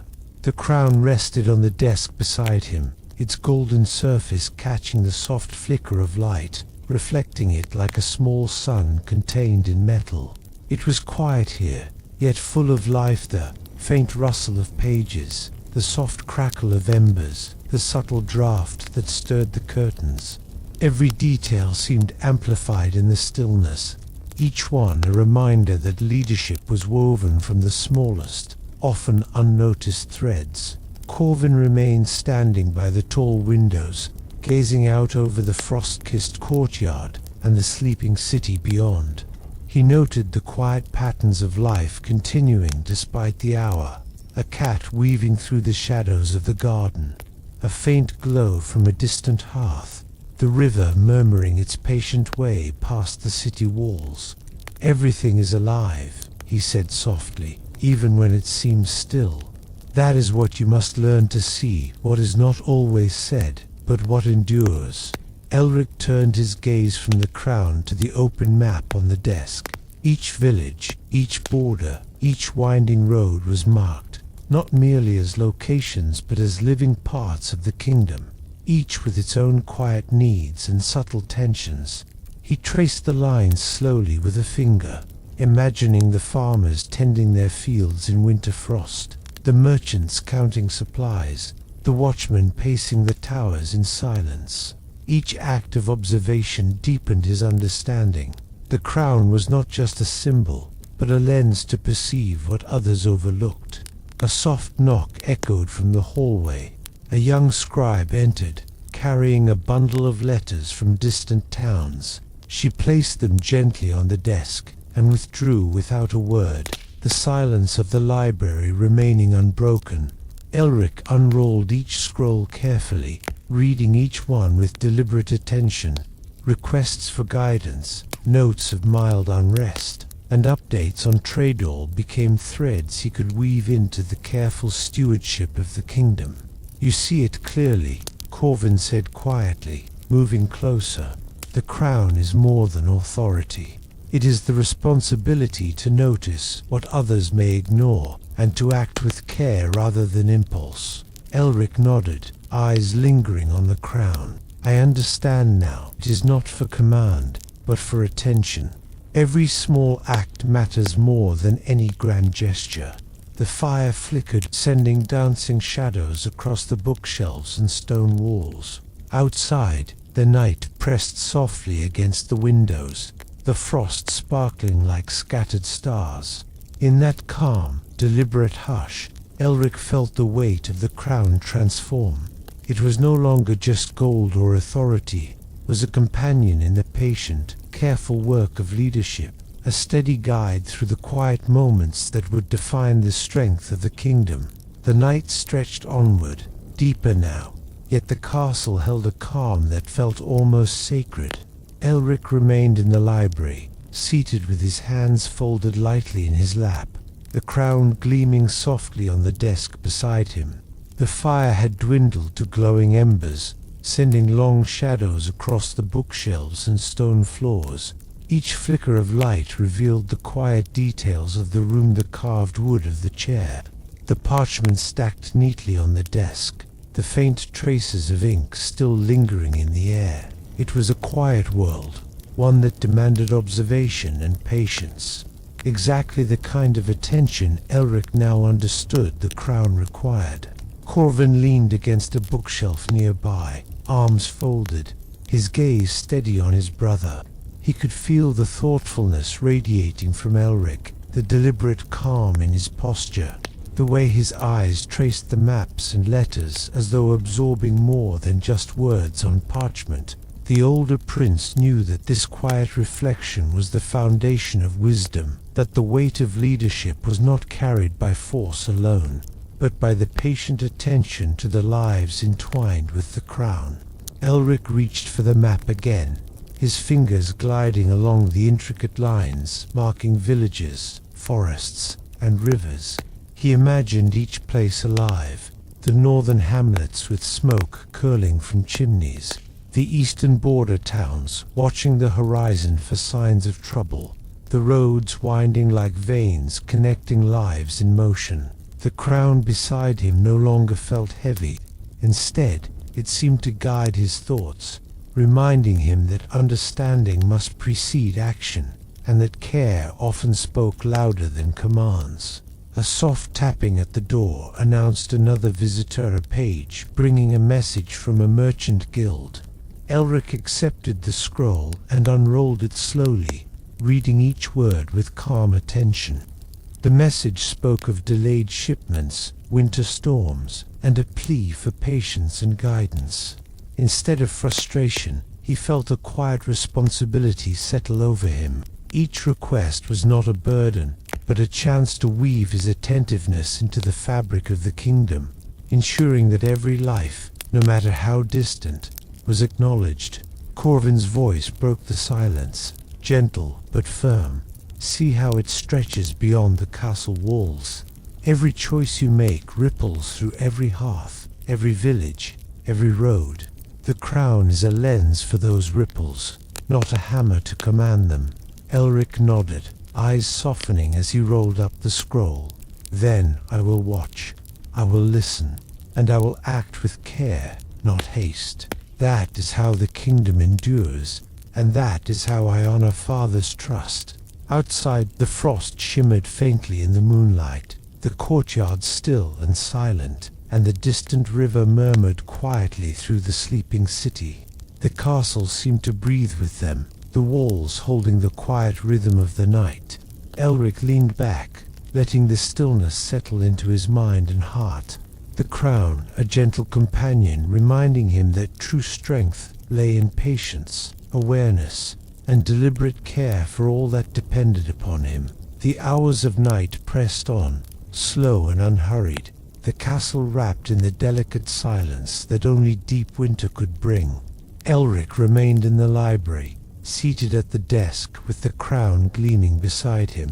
The embers of the fire glowed faintly, sending warmth and soft light curling through the room, painting shadows that moved lazily across the stone floors and tall bookshelves. Each detail the texture of the parchment beneath his hands, the faint scent of wax and ink, the subtle creak of the floorboards grounded him in a calm awareness. Corvin moved quietly to the window, leaning against the sill and gazing at the frost-covered gardens below.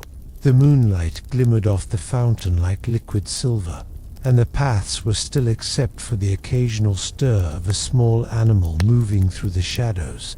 The world continues quietly, he murmured, almost to himself. Even when it seems still, life flows, and the crown is the guide for that flow.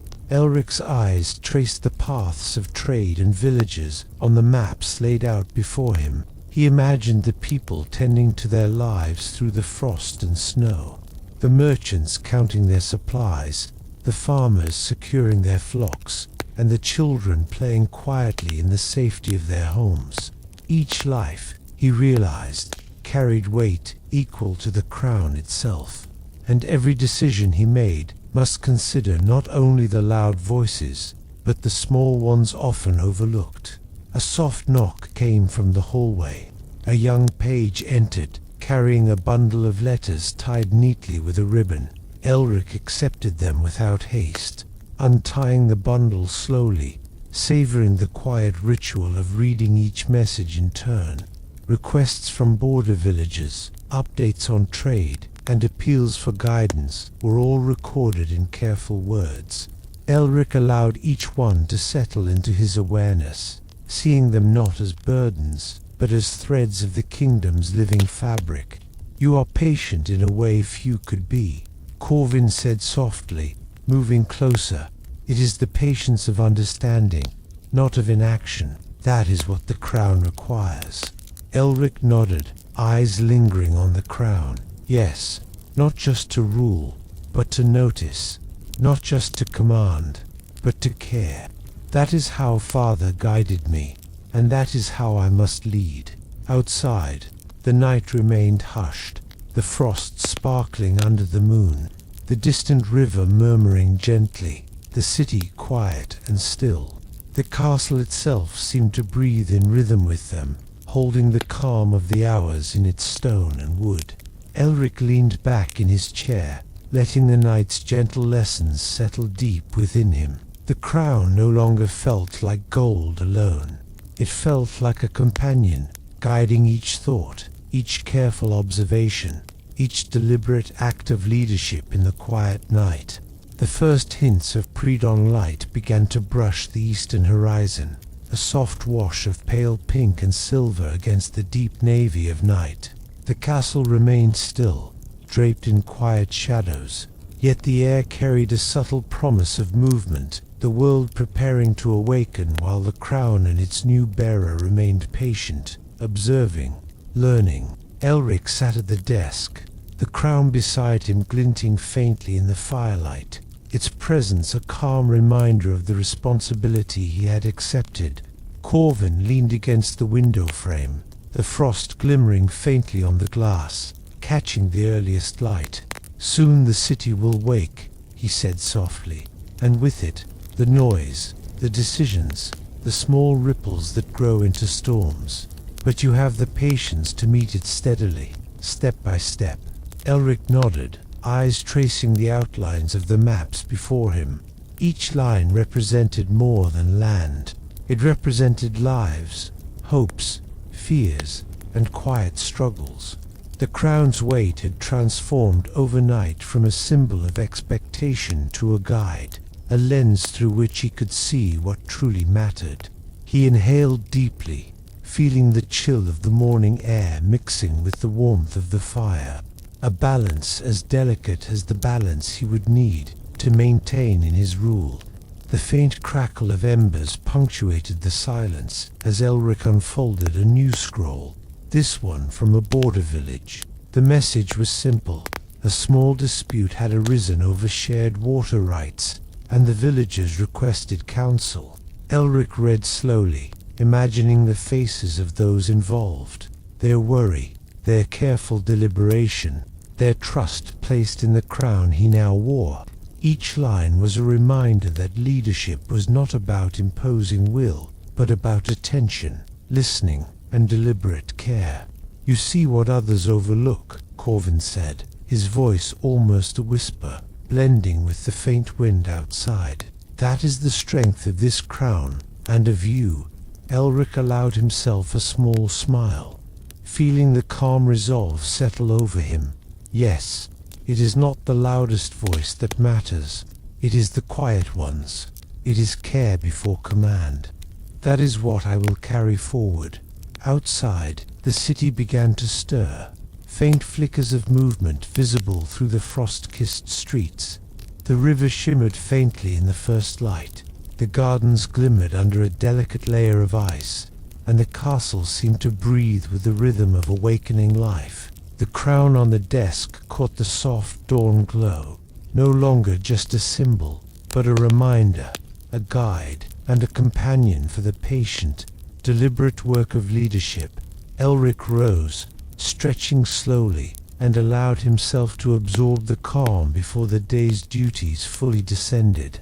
In the soft balance of frost, firelight, and dawn, he understood that the weight he bore was not a burden, but a steadying force, shaping him, shaping the kingdom, and shaping the quiet hope that would carry them all through the trials to come. The first golden light of morning crept fully over the horizon, spilling across the castle towers and glinting on frost-covered rooftops. Elric stood by the library window, the crown no longer on the desk but resting lightly atop his head. Its weight was steady, grounding him as the world beyond the castle walls began to awaken. From his vantage point, he could see smoke curling from chimneys, the faint bustle of early risers, and the soft gleam of the river winding through the city. The kingdom was stirring, and he was ready to meet it, not with haste, but with patience. Corvin joined him silently, leaning on the windowsill, as he had done so many times through the night. He watched his brother with quiet pride, noting how the young king carried the crown now with ease, its presence a companion rather than a weight. "The day will demand attention," Corvin said softly. "Voices will rise, problems will press, and choices will need to be made. But you have learned to move deliberately." Elric nodded, eyes tracing the city below. "Yes, each voice matters. Every small concern deserves notice. Strength alone is not enough to guide a kingdom. Attention, care, and patience are what keep it whole." A gentle breeze moved through the open window, carrying the faint scent of pine from the gardens and the crispness of the frost-laden morning air. The quiet sounds of the city's awakening drifted up, the distant clatter of a cart, a dog barking softly, the murmured greetings of neighbors meeting in the streets. Every detail seemed significant now, each one a reminder that ruling was not just about the crown, but about understanding the rhythm of life within it. Elric turned back to the maps and letters sprawled across the desk. Reports from villages, border towns, and trade routes awaited his consideration. He picked up a scroll from a northern hamlet, reading slowly, imagining the people behind the words, their labor, their care, their quiet hopes. The crown on his head felt less like authority imposed from above and more like a lens, focusing his awareness on every subtle thread that connected the kingdom together. "You carry it well," Corvin said, his voice low and steady, "not just as a symbol, but as a tool to understand the world beneath it. That is what sets you apart." Elric allowed himself a deep, deliberate breath, feeling the fire of resolve settle firmly within him. The frost outside glimmered, the river reflected the first pink light of dawn, and the crown gleamed faintly in the soft illumination. Today would bring its challenges, but he was ready not to command rashly, but to act with thoughtfulness, seeing the quiet truths that others overlooked, and guiding the kingdom through care, patience, and steady attention.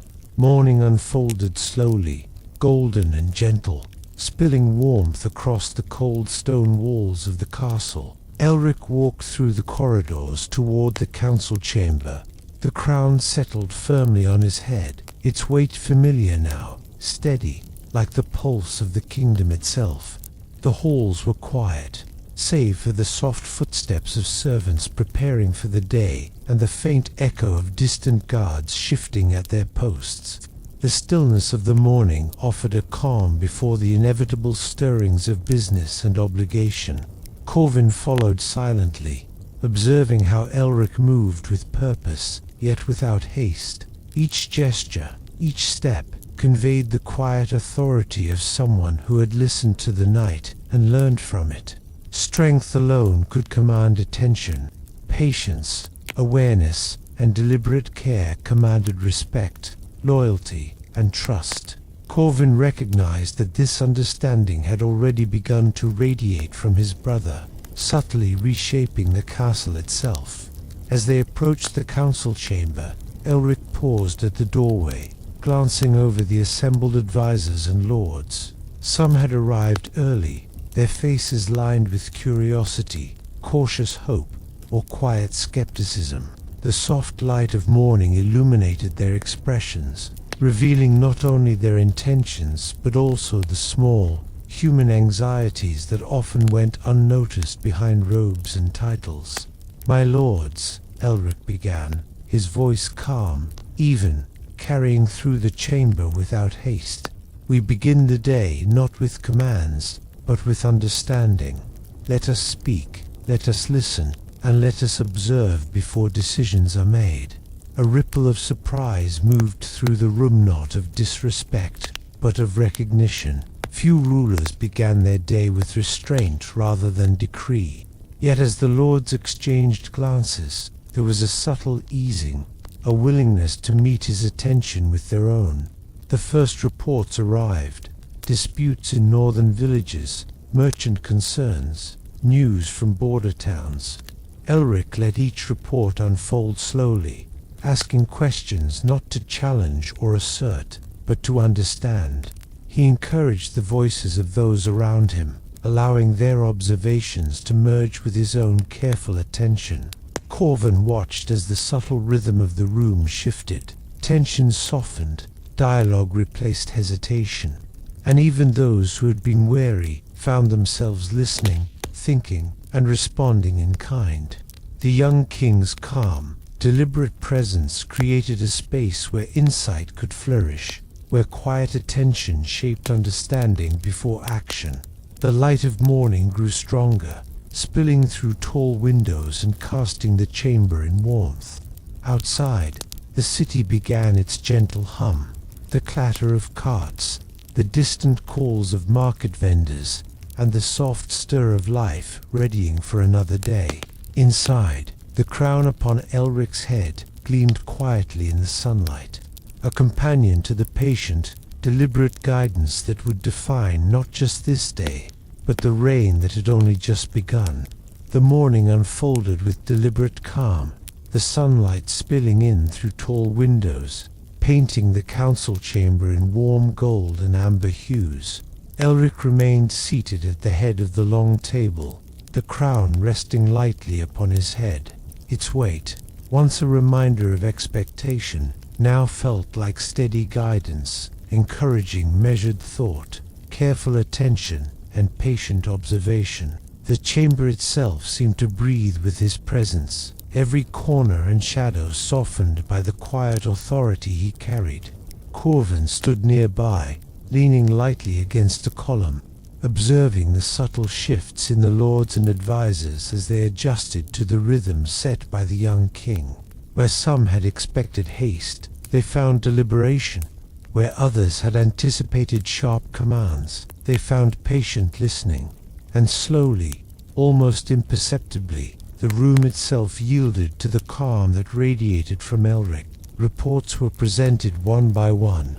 Disputes between northern villages over grazing rights, a small caravan delayed by snow in the eastern pass, an appeal from a border town requesting additional guards.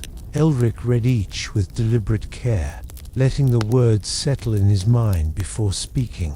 He asked questions not to assert authority, but to understand, to feel the subtle tensions beneath each written report, to picture the lives touched by these concerns. "You see beyond what is written," Corvin whispered quietly, almost to himself. "That is the strength of this crown, and the heart of leadership." Elric nodded, looking up from the papers with calm eyes. "It is not only about decisions, but about understanding the threads that weave our kingdom together. Each voice, however quiet, is part of that fabric. Each concern matters." The lords and advisors leaned forward, some exchanging surprised glances. They had expected a ruler untested, unsure, perhaps hasty. Instead, they found someone attentive, deliberate, and quietly commanding respect through observation rather than decree. The chamber seemed to soften in response, tension replaced by careful thought, hesitation replaced by dialogue.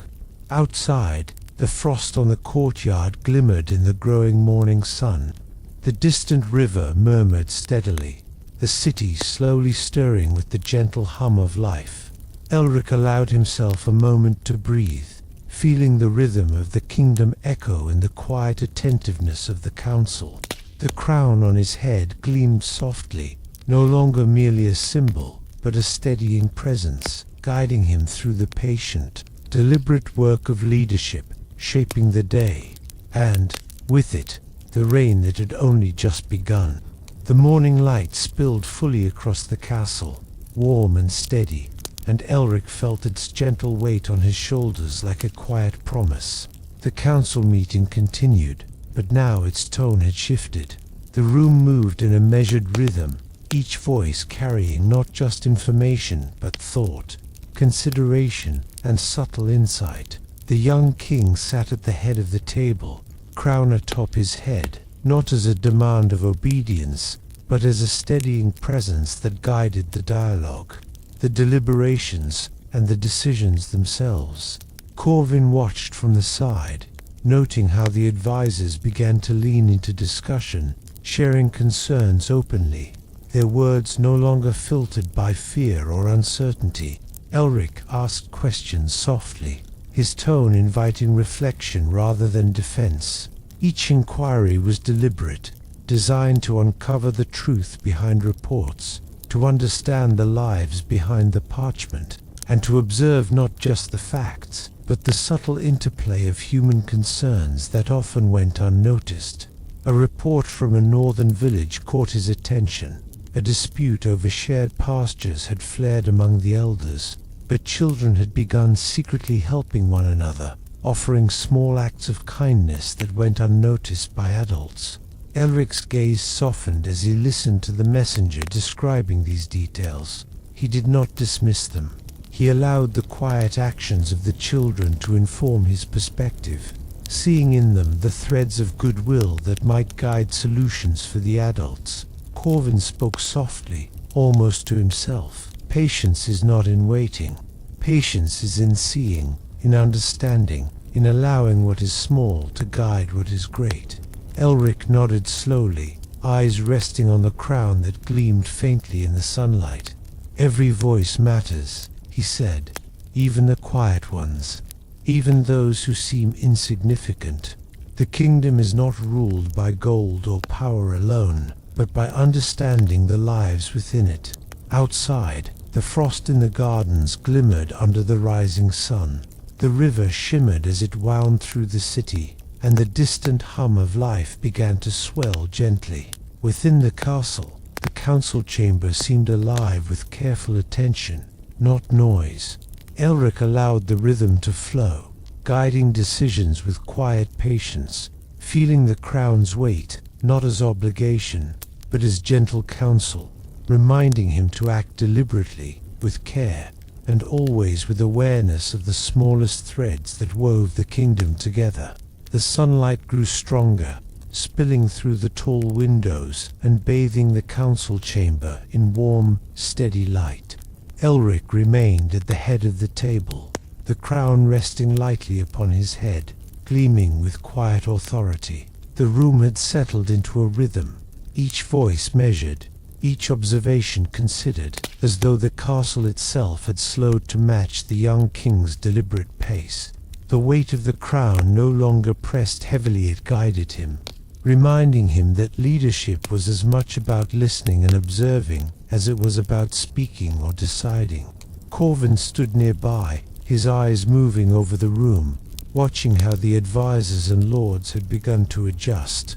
Where they might once have anticipated hasty orders or grand declarations, they now found themselves participating in a calm, deliberate exchange. Their words were thoughtful, their concerns shared openly, and their respect grew quietly as they realized that the crown was not wielded as a weapon, but worn as a lens through which the kingdom's life could be seen clearly. A message from the eastern border towns was presented, noting the arrival of a traveling merchant caravan delayed by winter storms. Elric read it slowly, allowing the details to settle in his mind. The names of the merchants, the goods they carried, the families who depended on the trade. He pictured the frost-laden roads, the careful loading of carts, the whispered encouragements of those traveling despite the cold. Every detail mattered, every life deserved attention, and the crown reminded him of that with its steady, quiet presence. "You notice what others might miss," Corvin said softly, his voice blending with the gentle murmur of parchment and the flicker of sunlight. That is how a kingdom thrives, not through command alone, but through understanding and care. Elric nodded, placing the scroll carefully on the table. Yes, each small concern is a thread in the larger fabric. The crown is not for ruling by force, but for guiding with awareness. That is what Father intended, and that is what I must honor. Outside, the city stirred with quiet life. Carts creaked along cobbled streets. Merchants called softly to one another, and the river reflected the morning sun in gentle ripples. Within the castle, the council chamber held its own rhythm, deliberate and attentive. Elric allowed himself a deep, steadying breath, feeling the crown's weight transform fully into a source of guidance. Every choice he made, every observation he noted, was part of the careful weaving of the kingdom's life, each small act carrying the promise of steady, enduring leadership. The morning moved slowly, deliberate, as if time itself had paused to match the measured pace of the young king. Elric remained at the head of the council table, the crown upon his head gleaming softly in the sunlit chamber. The lords and advisors around him were now speaking with a rhythm tempered by patience, their words chosen carefully, their eyes reflecting the quiet respect born from observation rather than fear. The crown had become not just a symbol, but a quiet compass, guiding each decision, each question, each gentle nudge toward understanding. Corvin lingered near the windows, watching the sunlight scatter across the frost-tipped garden paths outside. Leadership, he said softly, almost to himself, is not just the weight of the crown, it is the weight of attention. To notice what others overlook, to act with care before action becomes necessity. Elric nodded, fingers resting lightly on the desk, as he reviewed a fresh set of letters from villagers along the northern border. Disputes over water rights, requests for winter provisions, reports of small conflicts among neighbors, all flowed into his awareness slowly. He did not rush. He allowed each detail to settle into his understanding. The crown on his head seemed to guide him, its steady presence, a reminder that patience and observation were the foundation of enduring authority. He paused over one letter describing a small village whose children had organized secretly to ensure the weaker livestock were fed during the night. A faint smile brushed his lips. Even small acts hold the weight of the kingdom, he murmured. These unnoticed gestures are the threads that hold everything together. Corvin's voice, soft as the morning breeze, added, "And you see them. That is why you were chosen, not for show or strength, but for your awareness, your care. That is what the crown truly represents." The chamber itself seemed to adjust to their quiet conversation, the earlier tension dissolving into thoughtful dialogue. Outside, the river shimmered in steady ripples. The market stalls began their muted morning stirrings, and the frost glimmered faintly under the growing sunlight. Inside, every report, every observation, and every carefully considered question was shaping the kingdom with subtle power. Elric leaned back slightly, feeling the crown's weight as a companion rather than a burden. The soft warmth of the fire, the golden sunlight, and the gentle murmurs of life beyond the walls reminded him that true leadership was woven in quiet attention, deliberate care, and steady observation. The crown, gleaming in the morning light, was a reminder that even the smallest awareness could ripple outward, shaping not only decisions but the lives of all who depended upon them. The morning grew fuller, soft light spilling into every corner of the castle, illuminating the stone walls, the polished floors, and the long table where Elric sat with the crown upon his head. Each detail of the room, the carved wood, the stacks of parchment, the faint traces of ink felt alive in the glow, and the young king absorbed it all with quiet attention. The crown, warm from the sun's early rays, pressed gently on his thoughts, a steady reminder that authority was not just power, but a delicate responsibility. Corvin leaned against a nearby column, his gaze drifting over the room, then outside to the frost-tipped gardens below. "The world stirs now," he said softly, "and you are ready to meet it, not with haste, but with awareness. That is what will define your reign." Elric nodded, eyes following the paths of the city beyond the castle walls. Smoke curled lazily from chimneys, carts creaked over cobbled streets, and the faint hum of morning activity threaded through the quiet. Every life, no matter how small, seemed present to him in this moment.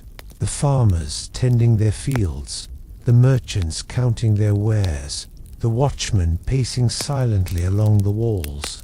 He could feel the kingdom unfolding, and the crown reminded him to see it fully, in every subtle movement and hidden concern. A messenger entered the room with a report from a remote eastern village. Elric accepted it carefully, unrolling the parchment slowly. The letter described a mild dispute over shared grazing lands, but also noted that the villagers had begun collaborating on small projects to ease tensions. He allowed the words to settle in his mind, seeing both the problems and the quiet solutions that had begun without command. Leadership, he realized, was not in forcing resolution, but in noticing and nurturing what had already begun. "You watch closely," Corvin said softly, moving closer. "It is not enough to act swiftly. True guidance comes from seeing what is happening beneath the surface, from understanding before deciding." Elric's fingers brushed the edge of the crown, and he breathed in slowly. "Yes," he whispered, "even small acts of care carry weight.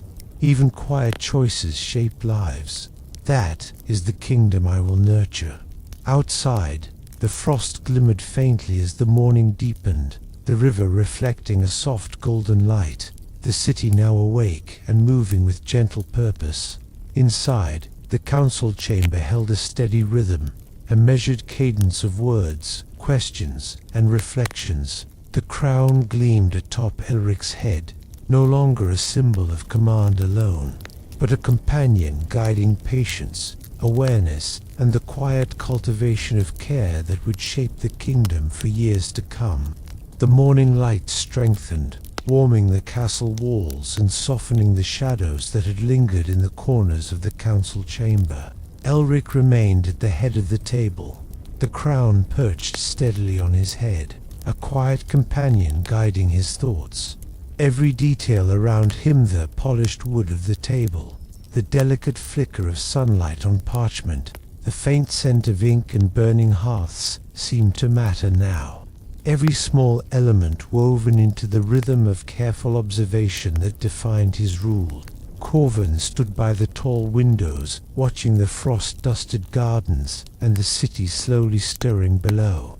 "It is in this quiet," he murmured, "that you see what others miss. Every small detail, every subtle action. These are the true lessons of leadership."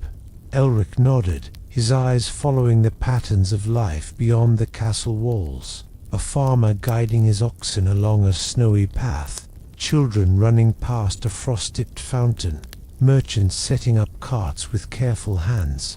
Each movement, though seemingly ordinary, told a story. Each choice, each small act, was a thread in the fabric of the kingdom. He felt the crown as a gentle weight, urging him to notice, to care, and to act with awareness. A courier approached, bringing a bundle of reports from border towns. Elric accepted them slowly, untying the ribbons and smoothing each scroll carefully. The messages detailed minor disputes, requests for assistance, and accounts of quiet collaboration among villagers. He read each with deliberate care, imagining the people behind the words, their hopes, their struggles, and the unseen acts of kindness that were often overlooked. Leadership, he realized, was not in grand gestures alone, but in the recognition and nurturing of these subtle threads. Corvin's voice broke the silence, soft but steady. "You are learning to see beneath the surface. That is what the crown demands, and what the kingdom deserves." Not merely obedience, but awareness and care. Elric's gaze fell upon the crown, its gold catching the sunlight. "Yes," he said quietly, "the quiet acts, the small gestures, the lives that go unnoticed. These are what I will hold in mind. This crown is not power, it is responsibility, attention, and care." The city outside continued its gentle awakening. Carts rolled slowly across cobbled streets. The distant river shimmered under the rising sun, and voices, soft and careful, began to carry through the quiet air. Inside, the council chamber moved in step with the rhythm Elric set, deliberate, attentive, and patient. The crown on his head glimmered faintly, a reminder that leadership was not only measured by command, but by the steady cultivation of understanding, vigilance, and thoughtful care. The sun climbed higher, filling the castle with a warm, steady glow. Elric remained at the council table, the crown on his head catching the light and scattering faint glimmers across the polished wood. Its weight was no longer a reminder of expectation, but a quiet guide, a companion that encouraged him to move deliberately, observe carefully, and listen with attention. Each letter, each report, each word spoken in the chamber became part of a larger, living picture of the Kingdom One that required patience and care more than swift judgment. Corvin stood by the window, watching the city stir beneath the frost-tipped roofs. "The world moves slowly in ways some do not notice," he murmured. "Every decision you make touches lives beyond what you can see. That is why you must act deliberately, with thought and awareness." Elric's eyes traced the streets below, noticing the subtle patterns. A baker setting out fresh loaves, children sneaking past with laughter muffled by the cold, a guard pausing to help a stray animal along the frosted path. Even in these small moments, he saw the threads that connected the kingdom together. The crown felt like a reminder of that interconnectedness, a steady pulse guiding his attention. A messenger arrived with a new set of reports from the northern border. Villagers had resolved a minor dispute over water usage on their own initiative, but requested guidance on trade regulations for the coming winter. Elric unfolded the scroll slowly, reading each line with care. He imagined the faces of those involved, the elders negotiating, the children observing, the merchants planning. Every detail mattered. Every action, no matter how small, contributed to the kingdom's balance. Corvin's voice was soft, yet carried weight. "This is how a ruler shapes a kingdom, not through force or decree, but through understanding. You notice what others overlook, and that is the true power of leadership." Elric allowed himself a quiet smile. Yes, every quiet act, every small voice, they all shape the realm. The crown is not gold or authority alone. It is guidance, patience, and the steady attention to all that depends on us. Outside, the city hummed softly as life unfolded. Carts moved along cobbled streets, merchants arranged their goods, and the distant river reflected the morning sun like a ribbon of light. Within the castle, the council chamber remained calm, deliberate, each decision weighed with thought and care. The crown atop Elric's head glimmered faintly, a silent companion in the slow, attentive shaping of a kingdom guided by awareness, patience, and quiet understanding. The morning deepened, its light spilling fully into the castle halls, warm and steady against the cool stone. Elric remained at the council table, the crown resting firmly but comfortably on his head. Its weight was no longer pressure, but a gentle reminder of the quiet responsibility he had accepted, to observe, to understand, and to guide with care.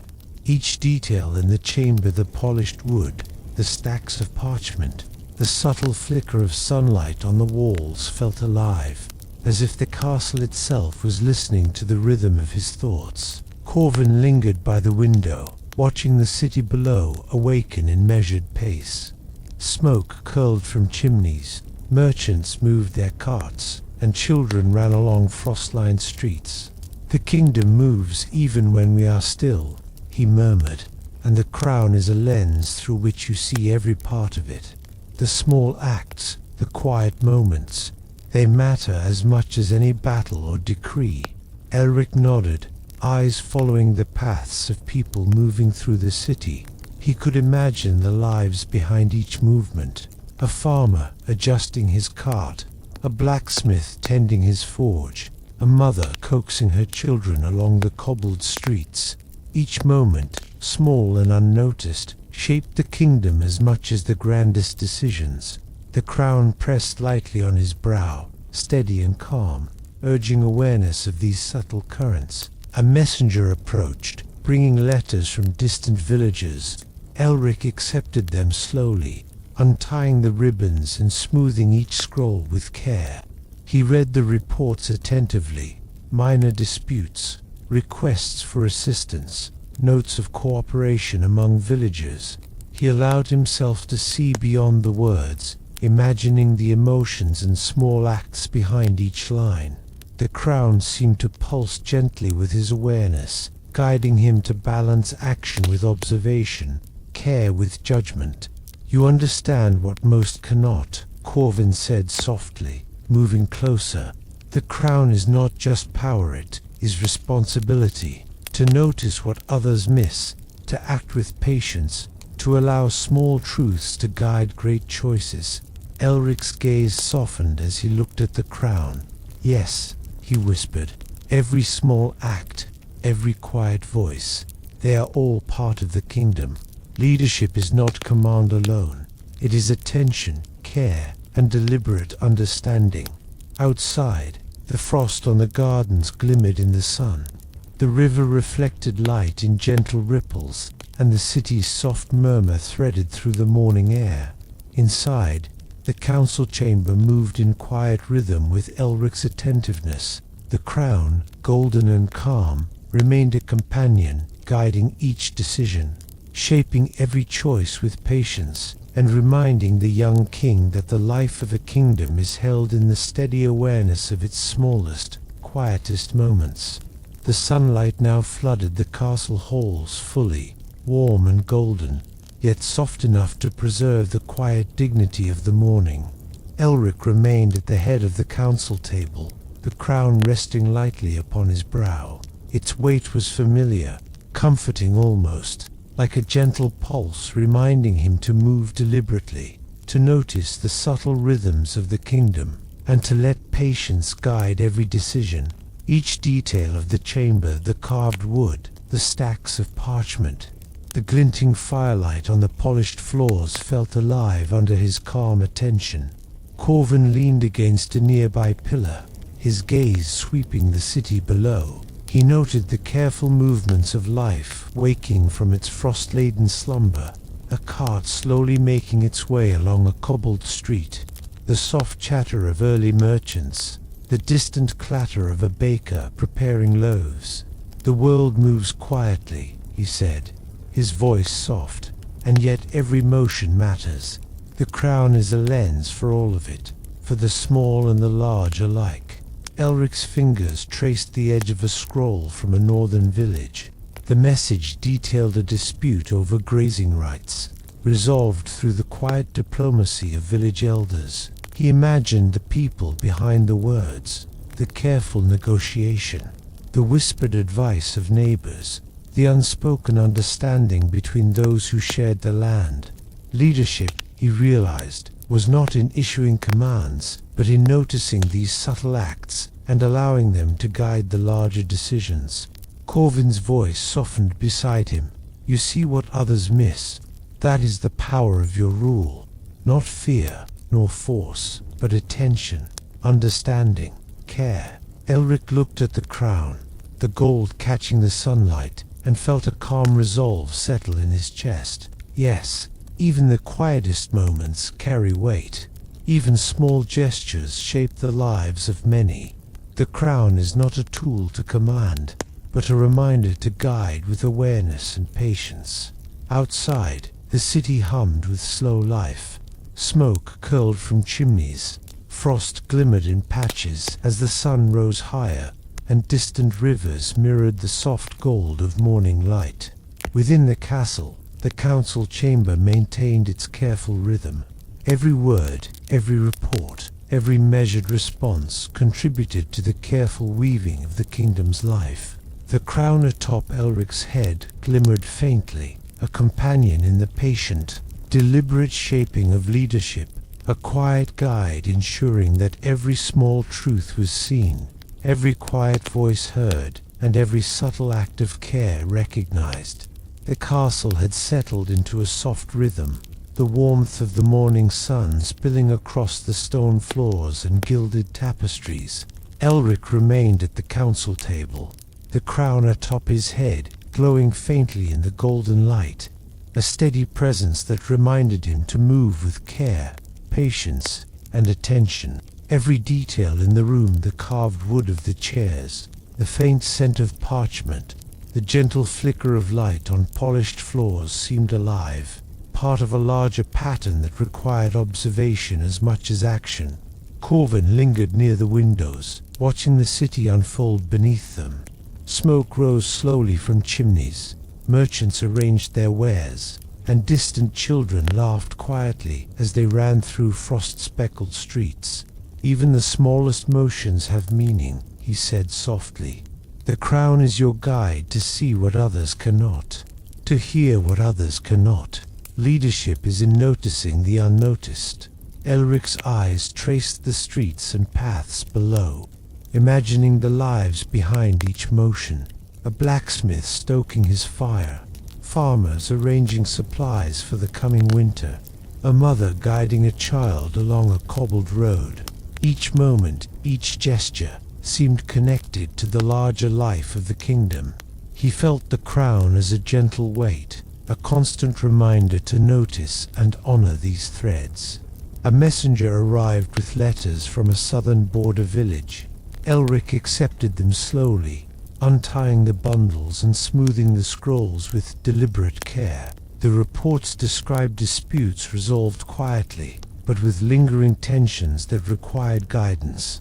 He allowed the details to settle in his mind, imagining the subtle negotiations, the whispered compromises, the small acts of goodwill that often went unseen.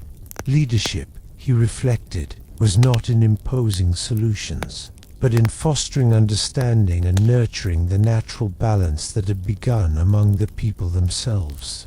"You see the kingdom's heartbeat," Corvin said quietly, standing beside him. "That is what makes a ruler truly wise. Not commands, but observation. Not force, but care." Elric's fingers touched the crown lightly, and he drew in a slow, deliberate breath. "Yes," he murmured, "every voice matters, every small act matters. This crown is not for power, but for seeing, for guiding, and for tending the lives within it." The city outside hummed softly, the river reflecting the sunlight, frost sparkling faintly along garden paths, and the distant murmur of commerce weaving through the streets.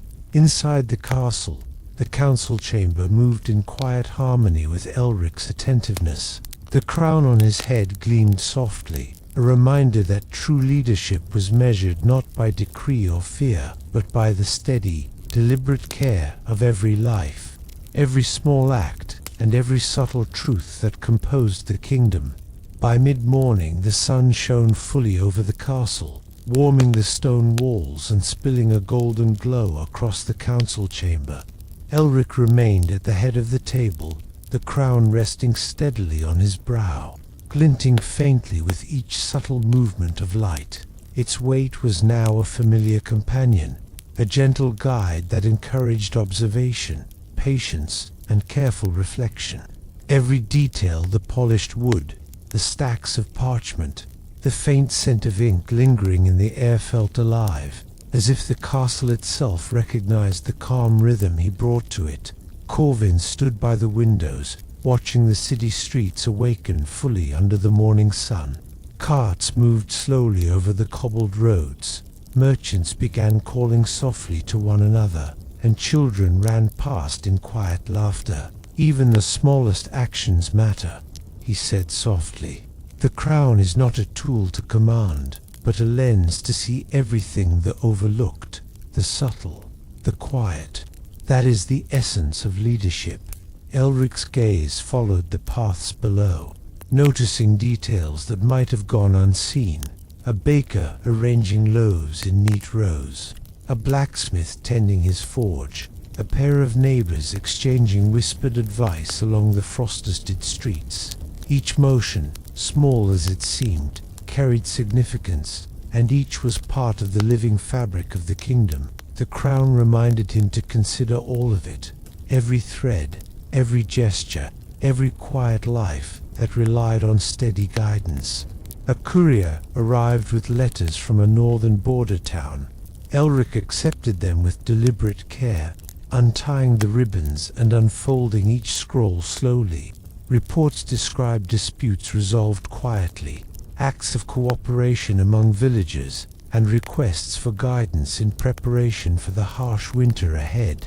He read each line carefully, imagining the people behind the words, their decisions, their hesitations, their small acts of kindness. Leadership, he realized, was not in asserting control, but in nurturing the balance that had already begun among the people.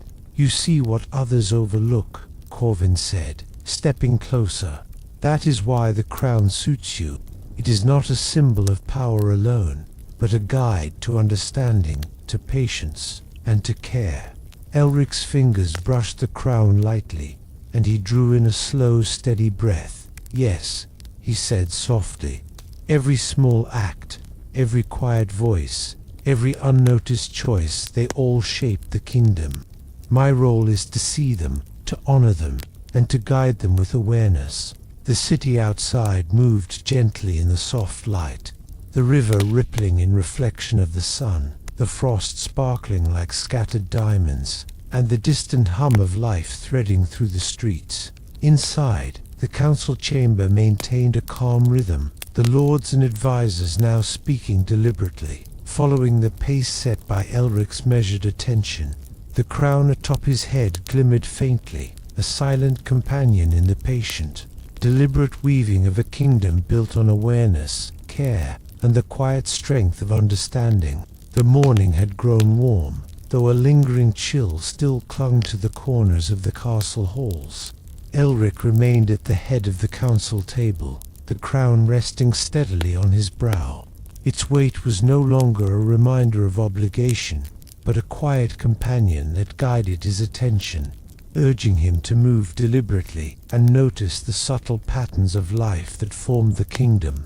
Every detail in the chamber, the soft gleam of polished wood, the faint rustle of parchment, the delicate glow of sunlight spilling through tall windows, seemed alive under his watchful eyes. Corvin lingered near the window, observing the slow rhythm of the city below. Merchants arranged their goods with care, carts creaked over the cobbled streets, and the distant murmur of conversation carried faintly through the morning air. "Leadership," he said softly, "is in noticing what others miss.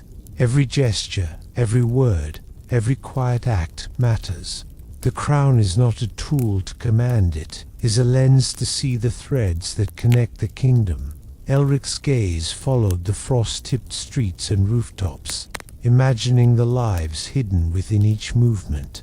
A farmer carefully arranging feed for livestock, a mother guiding a child across the icy cobbles, neighbors quietly sharing supplies. Each small act was a thread in the living fabric of the kingdom, and the crown reminded him to see them, to value them, and to let them guide his decisions. A page approached with a bundle of letters from villagers along the northern borders.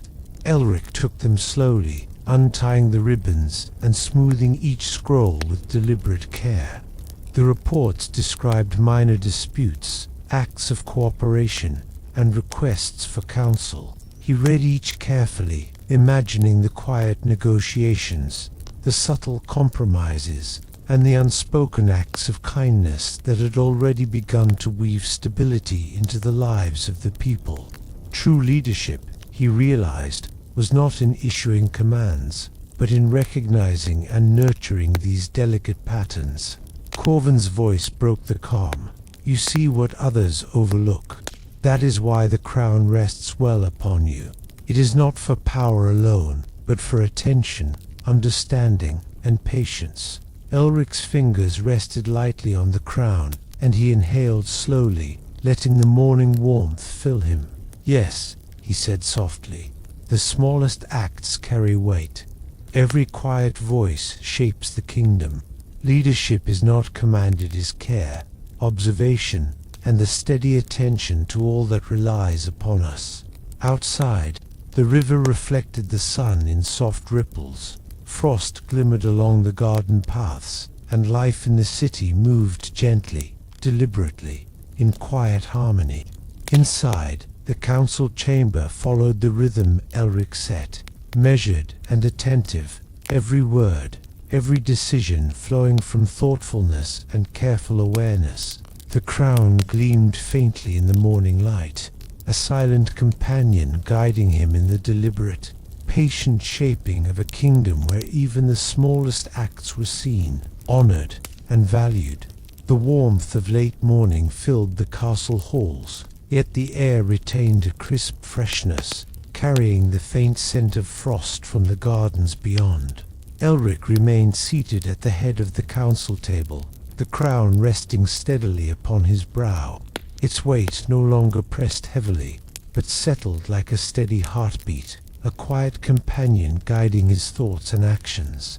Every detail, the polished wood, the stacks of parchment, the flickering sunlight on the stone walls, seemed alive, a reminder that leadership was woven from the small, deliberate observations made in moments like these.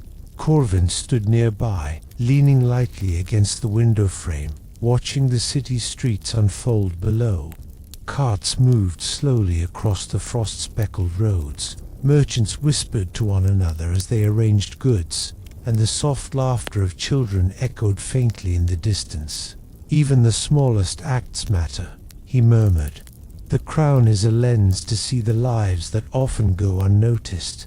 Leadership is in noticing these threads and weaving them into the whole. Elric's eyes followed the motions of the people below, noting the farmer carefully securing his livestock, the blacksmith tending his forge, neighbors sharing a quiet word of advice, and children passing bundles of firewood from one to another.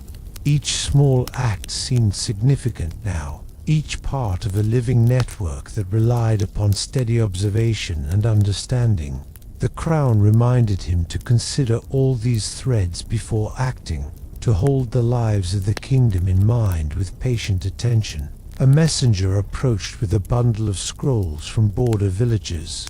Elric accepted them with deliberate care, untying the ribbons slowly, allowing each report to settle fully in his mind.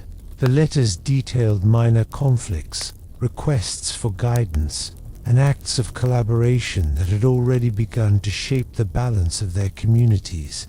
He allowed himself to imagine the people behind the words, their efforts, their hesitations, the quiet kindnesses that had begun without recognition. Leadership, he realized, was not in commanding solutions, but in cultivating the understanding and balance that were already present. You see the kingdom's heartbeat, Corvin said quietly, standing beside him. That is what the crown truly demands: attention, care, and the ability to perceive what others cannot. Elric's fingers touched the crown lightly, and he drew a slow, steady breath. Yes, he whispered, every quiet act, every small voice, every unnoticed choice, they shape the kingdom. My task is to notice them, to honor them, and to guide them with awareness. The city outside stirred gently, the river reflecting the sun in soft, dancing ripples, the frost glimmering faintly along garden paths, and life threading quietly through the streets. Inside the castle, the council chamber held its calm rhythm, each decision shaped with patience, observation, and deliberate care. The crown atop Elric's head glimmered softly, a silent companion in the quiet, attentive weaving of a kingdom where every small act mattered, and every quiet truth was recognized. The sun had climbed higher, filling the castle halls with a steady warmth that mingled with the lingering chill of the morning. Elric remained seated at the council table, the crown resting lightly yet firmly upon his brow. Its weight was familiar now, a quiet guide reminding him to observe, to listen, and to act with deliberate care. The polished wood, the stacks of parchment, the faint scent of ink and firewall seemed to hum with life under his watchful attention, each detail a part of the kingdom's living rhythm. Corvin stood nearby, his eyes drifting to the streets below. Carts creaked along cobblestones, merchants arranged their goods, and the soft chatter of neighbors rose faintly over the morning air. Leadership, he murmured softly, is not the loudest voice, nor the swiftest action. It is noticing the quiet moments, the subtle truths, and the threads that bind the kingdom together. Elric followed the motion of people below, seeing each life with deliberate attention. A farmer guided his oxen along a frost-lined path. Children exchanged whispered laughter over a pile of firewood, and neighbors offered small gestures of care to one another. Every detail mattered, every small action carried weight, and the crown seemed to pulse with the reminder that a ruler's responsibility lay in attending to these threads, not just issuing commands. A messenger approached, bringing a bundle of letters from villagers along the northern border. Elric accepted them slowly, untying the ribbons with careful hands. He read each scroll with deliberate care, imagining the lives behind the words. Disputes resolved quietly, acts of collaboration taking root, requests for guidance on trade and winter provisions. He allowed himself to absorb the subtle stories hidden in the text, the quiet diplomacy, the unspoken compromises, and the gentle acts of kindness that already held the kingdom together. "You perceive what others overlook," Corvin said softly, his voice blending with the warm glow of sunlight. "That is the essence of true leadership. The crown is not merely a symbol of power. It is a reminder to see, to understand, and to care." Elric placed his hand lightly on the crown, inhaling deeply and letting the calm warmth of the sun fill him. "Yes," he murmured, "every quiet act, every unnoticed choice, every small voice contributes to the life of the kingdom. The crown guides me not to command blindly, but to see clearly and nurture what is already present." Outside, the city moved gently. The river shimmered in the sunlight. Frost sparkled along garden paths. Carts rolled slowly through streets, and life threaded itself through the quiet hum of activity. Inside, the council chamber maintained its calm, deliberate rhythm, every decision shaped by attention, care, and observation. The crown atop Elric's head gleamed softly, a silent companion guiding him in the patient, attentive, and gentle stewardship of a kingdom where even the smallest acts were seen, valued, and honored. The afternoon light softened as it filtered through the tall windows, painting the council chamber in muted golds and ambers. Elric remained at the head of the table, the crown resting steadily on his brow, its weight a quiet companion guiding his attention and steadying his thoughts. The room itself seemed to breathe with him. The polished wood reflected the sunlight. The stacks of parchment smelled faintly of ink and time, and even the subtle creak of the floorboards seemed gentle, as if in rhythm with his calm deliberation. Corvin moved closer to the windows, glancing down at the streets where life continued its quiet flow. Merchants arranged their stalls, carts creaked over frost-lined roads, and the distant murmur of voices rose in soft waves. "Notice what others overlook," he said quietly, almost to himself. "Even the smallest gestures, the quietest words, carry weight. That is the unseen strength of a ruler." Elric's gaze followed the motions of the city below. A farmer guided a cart through narrow lanes. Children laughed quietly as they chased one another. Neighbors exchanged silent greetings, and a stray dog wandered along the cobbled streets. Each movement, each choice, each moment was a thread in the living fabric of the kingdom. The crown reminded him to hold all of it in mind, to weigh even the smallest acts with care, and to guide without haste. A messenger approached, carrying letters from villages along the eastern border. Elric received them with slow, deliberate hands, untying the ribbons and smoothing each scroll with patience. The reports described minor disputes, acts of quiet cooperation, and requests for counsel in preparation for the harsh winter. As he read, he imagined the lives behind each word. Neighbors negotiating with care, children helping unnoticed, elders offering counsel quietly. Leadership, he realized, was in nurturing these patterns rather than forcing solutions. You perceive what others fail to see, Corvin whispered, standing beside him. That is why the crown fits you well. It is not power alone, but attention, care, and understanding that it demands. Elric's fingers brushed the crown, and he drew a slow, steady breath. Yes, he murmured softly. Every small act, every quiet voice, every unnoticed choice shapes the kingdom. My role is to see them, honor them, and guide them with patience. The city beyond the castle stirred with gentle life. The river rippled under the sun. Frost sparkled along garden paths, and voices rose and fell in quiet harmony. Within the council chamber, every word, every decision, and every observation moved in careful rhythm with Elric's awareness.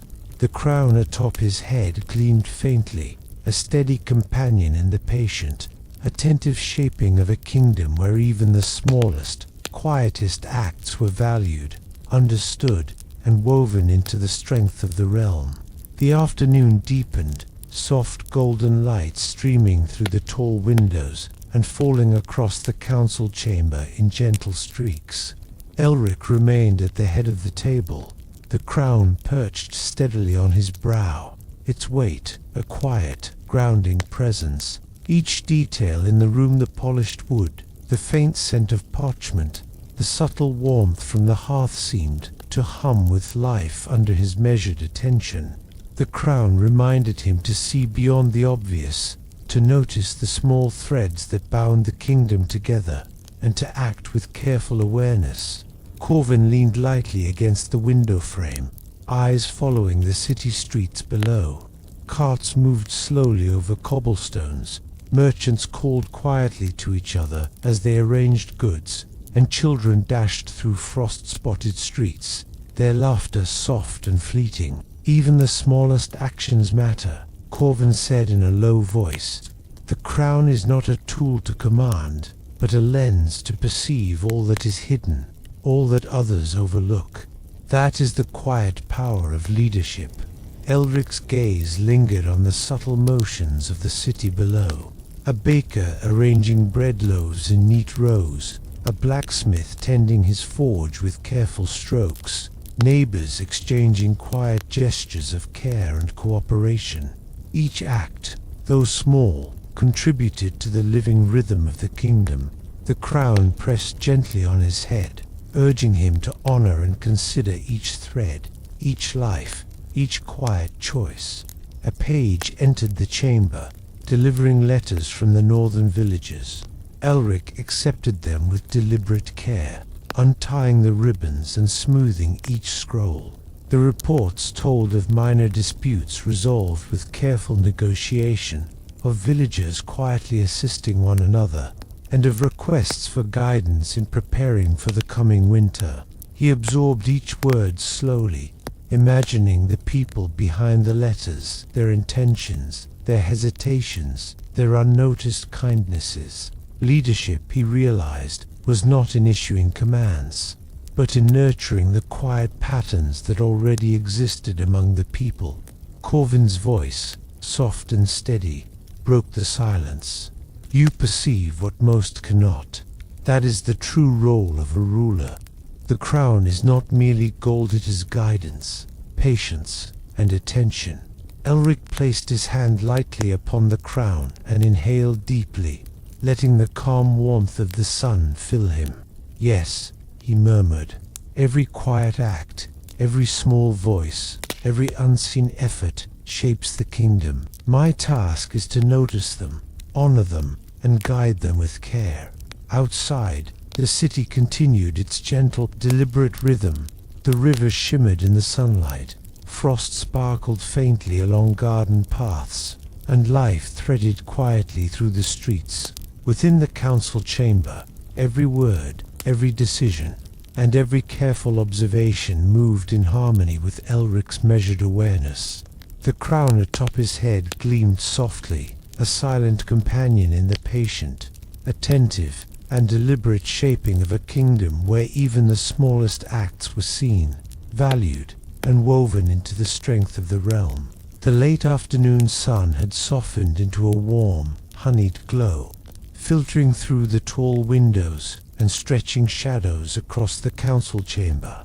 Elric remained at the head of the table, the crown resting firmly yet comfortably on his brow. Its weight had become familiar, a quiet companion reminding him to move slowly, to observe with patience, and to honor every subtle motion within the kingdom. Each flicker of sunlight across the polished wood, the faint scent of parchment, and the gentle warmth from the hearth seemed to pulse with the rhythm of life under his attentive gaze. Corvin stood nearby, looking out across the frost-kissed city. Merchants carefully adjusted their stalls. Carts moved steadily along cobbled streets, and children's laughter echoed softly from alleyways and gardens. "Notice these small movements," he whispered. "Every gesture, every whispered word, carries meaning. That is the unseen strength of a kingdom, and the crown is your guide to perceive it." Elric's eyes traced the streets below, absorbing the subtle patterns of life. A farmer guided his cart along a frost-lined path. A blacksmith's hammer rang rhythmically in the distance. Neighbors shared small acts of kindness, and children assisted each other quietly with chores.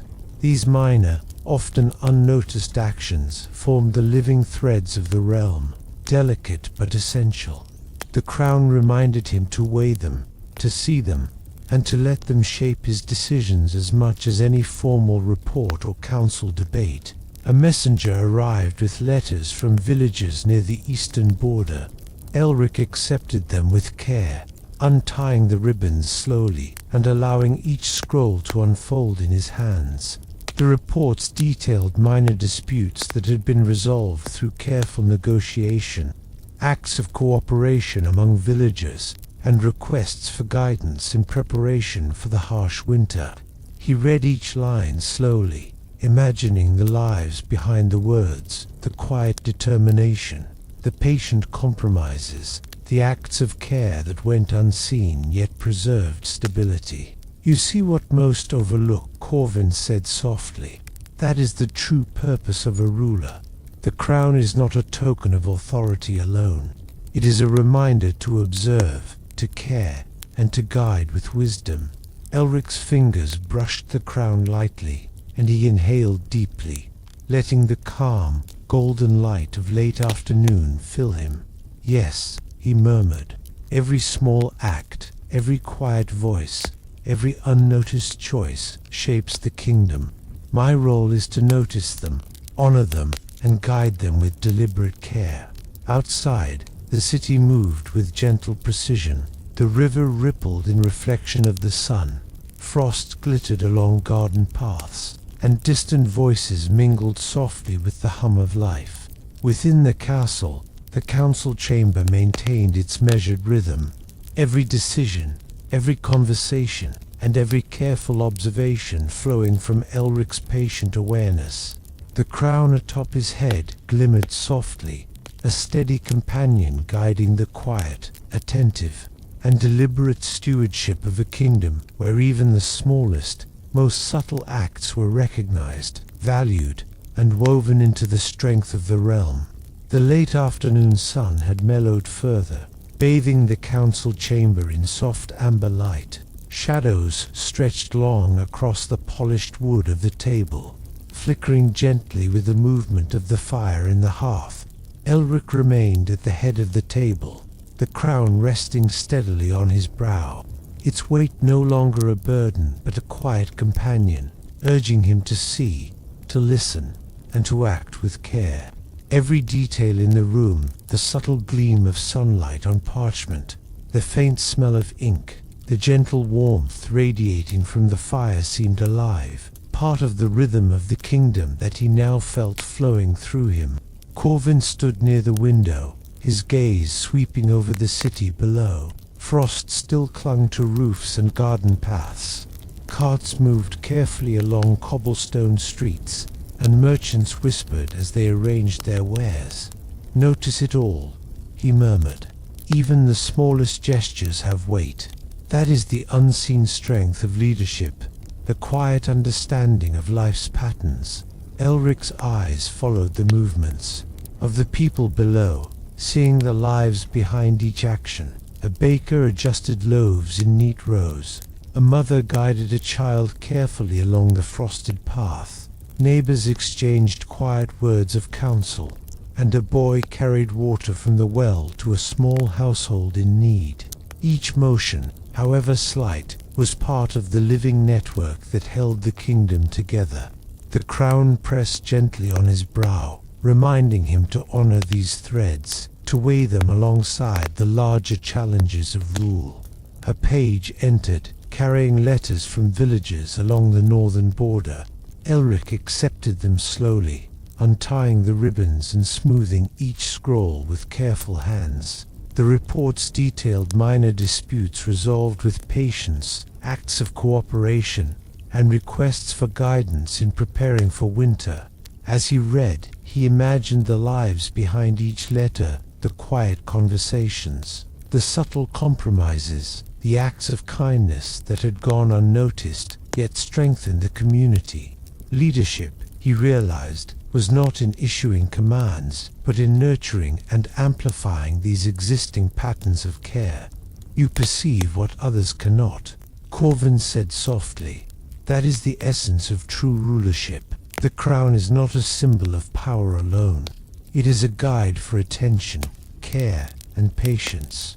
Elric placed a hand lightly on the crown, inhaling deeply as he let the calm warmth of the sun and the hearth fill him. "Yes," he whispered, "every quiet act, every small voice, every unseen choice shapes the kingdom. My responsibility is to notice them, honor them, and guide them with awareness." Outside, the city continued its gentle rhythm. The river reflected the late sun. Frost glimmered along gardens and alleyways, and the soft hum of life threaded through streets and homes. Within the castle, the council chamber moved with quiet deliberation. Every decision, every observation, every conversation flowing with patience and care. The crown atop Elric's head glimmered faintly, a steady companion in the attentive, deliberate shaping of a kingdom where even the smallest acts were valued, and every subtle truth was recognized and honored. The sun had begun its slow descent toward the horizon, painting the council chamber in muted golds and soft, warming shadows. Elric remained seated at the head of the table, the crown atop his brow glimmering faintly in the fading light. Its weight was steady and calm, a quiet companion guiding his thoughts, reminding him to act with patience and to notice the delicate rhythms of the kingdom around him. Every detail, the polished wood, the faint scent of parchment and ink, the subtle flicker of firelight on the walls seemed alive, part of a living tapestry of which he was both observer and guardian. Corvin stood by the window, watching the streets of the city bathed in the golden glow of late afternoon. Carts moved slowly along cobbled lanes. Merchants called softly as they gathered their goods, and children ran and laughed along frost-dusted paths. "Even the smallest acts matter," he murmured.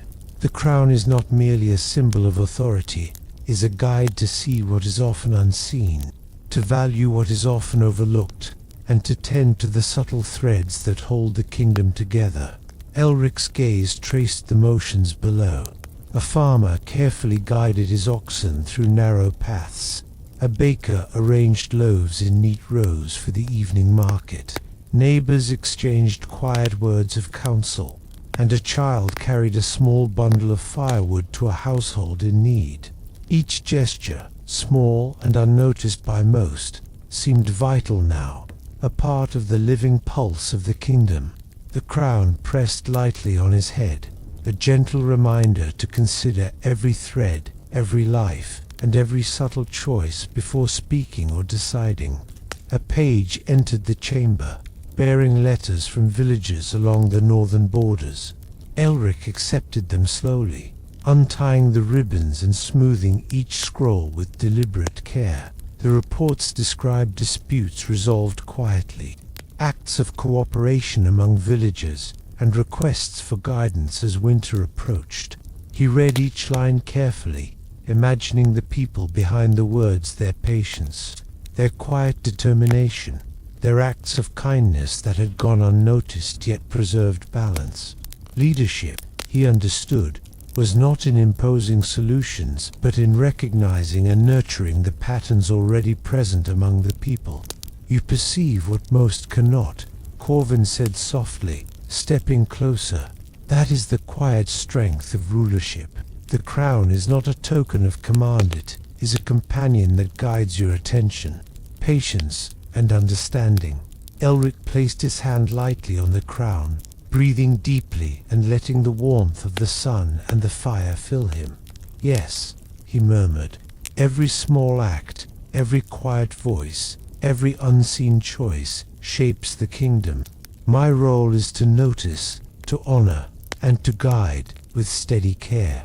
Outside, the city moved in gentle rhythm. The river reflected the setting sun in soft ripples. Frost sparkled along garden paths, and the distant hum of life threaded softly through streets and homes. Inside the council chamber, every word, every decision, and every careful observation flowed with patience and deliberate attention.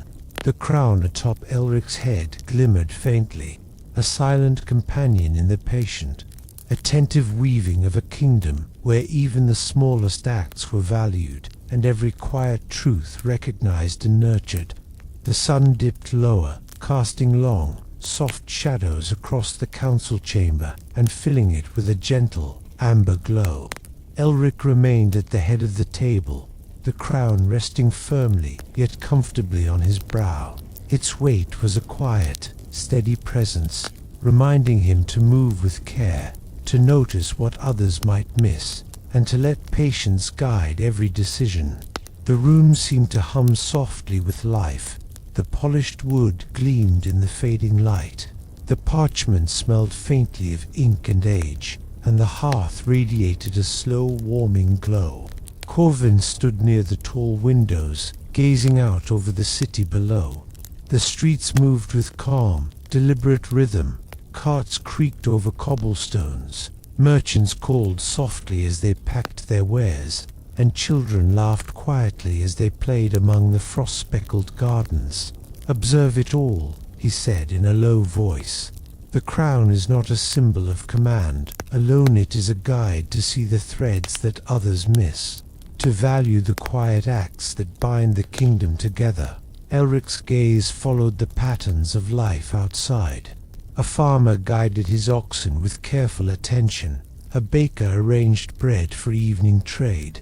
Neighbors shared whispered words of advice, and children carried bundles of firewood to homes in need. Each small gesture, though easily overlooked, contributed to the living network of the kingdom.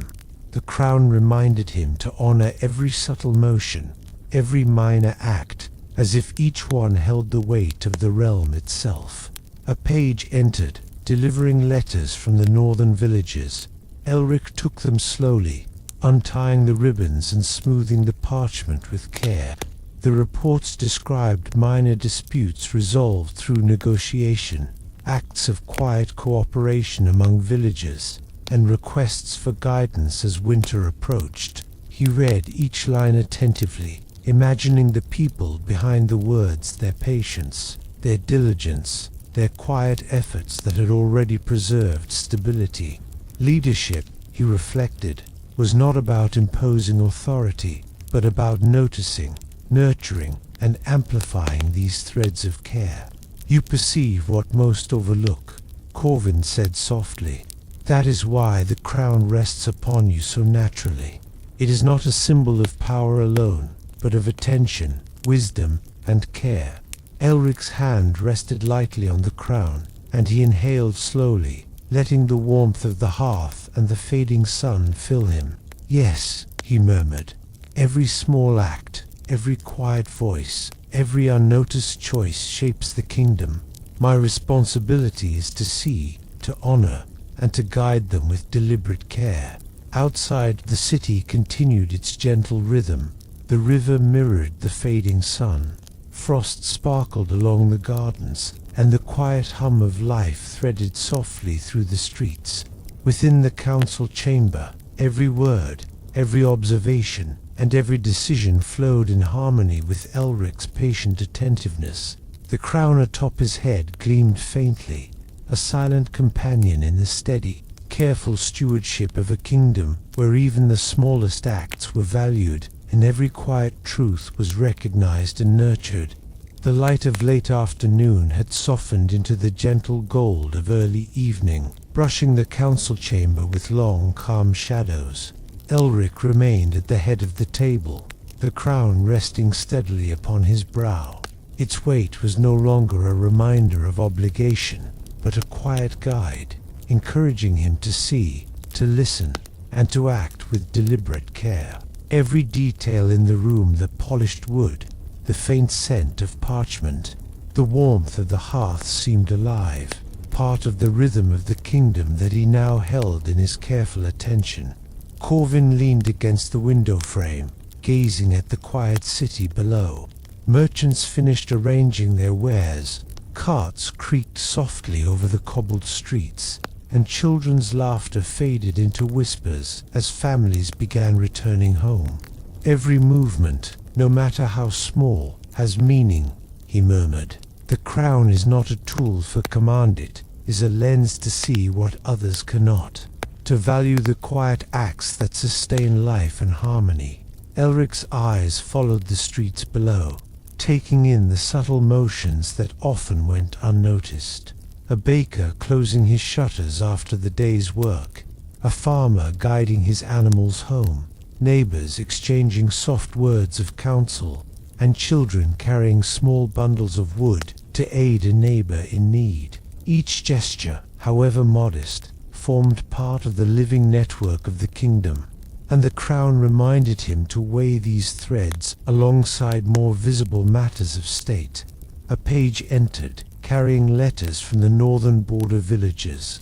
Elric accepted them slowly, untying the ribbons and smoothing each scroll with care. The reports detailed minor disputes resolved quietly, acts of cooperation among villagers, and requests for guidance as winter drew near.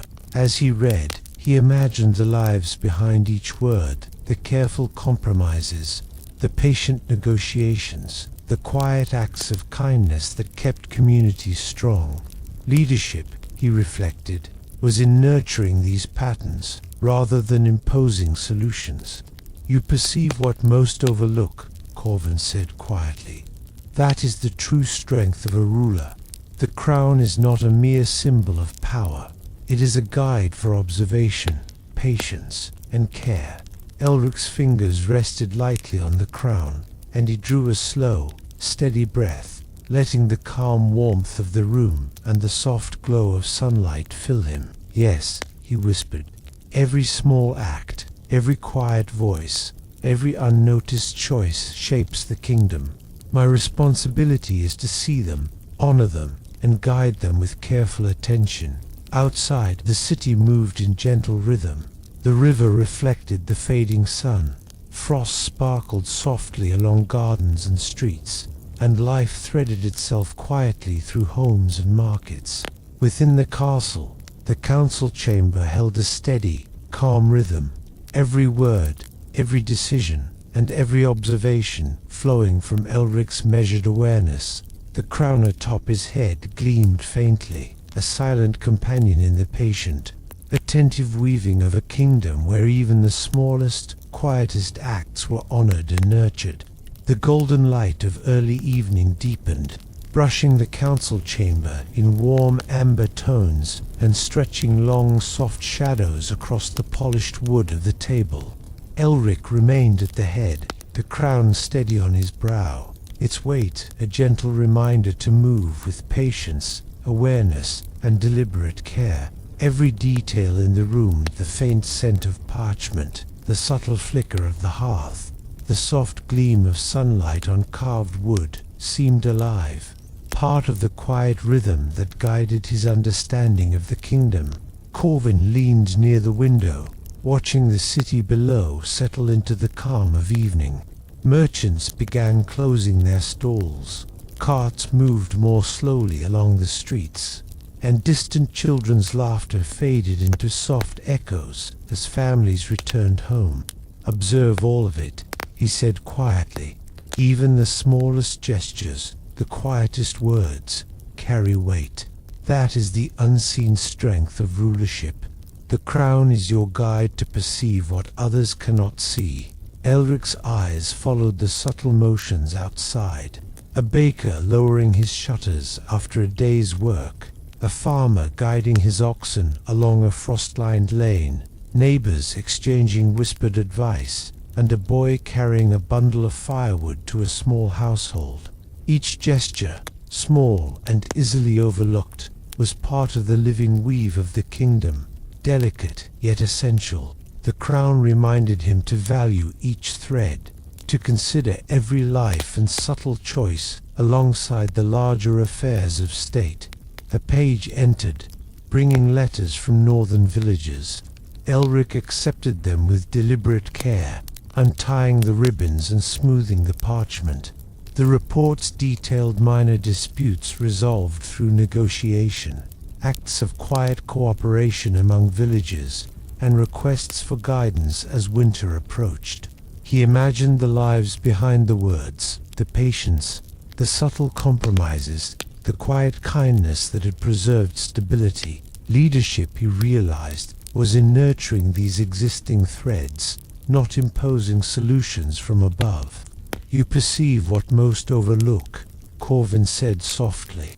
"That is why the crown rests well upon you. It is not merely a symbol of authority, but a companion guiding attention, care, and thoughtful patience."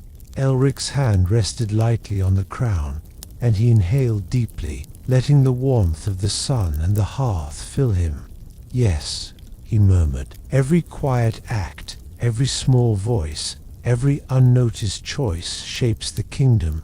My duty is to notice them, honor them, and guide them with careful, steady attention." Outside, the city hummed softly. The river shimmered in the fading light. Frost sparkled gently along the gardens, and the distant murmur of life threaded quietly through the streets. Inside the council chamber, every decision, every observation, and every word moved in harmony with Elric's steady awareness. The crown atop his head glimmered softly, a silent companion in the patient, attentive shaping of a kingdom where even the smallest acts were honored, every quiet truth recognized, and every subtle thread nurtured. Evening had begun to settle fully over the castle, painting the council chamber in muted golds and deepening shadows. Elric remained at the head of the table, the crown perched steadily on his brow, its weight a quiet companion, guiding his thoughts and steadying his resolve. The chamber itself seemed to breathe with him.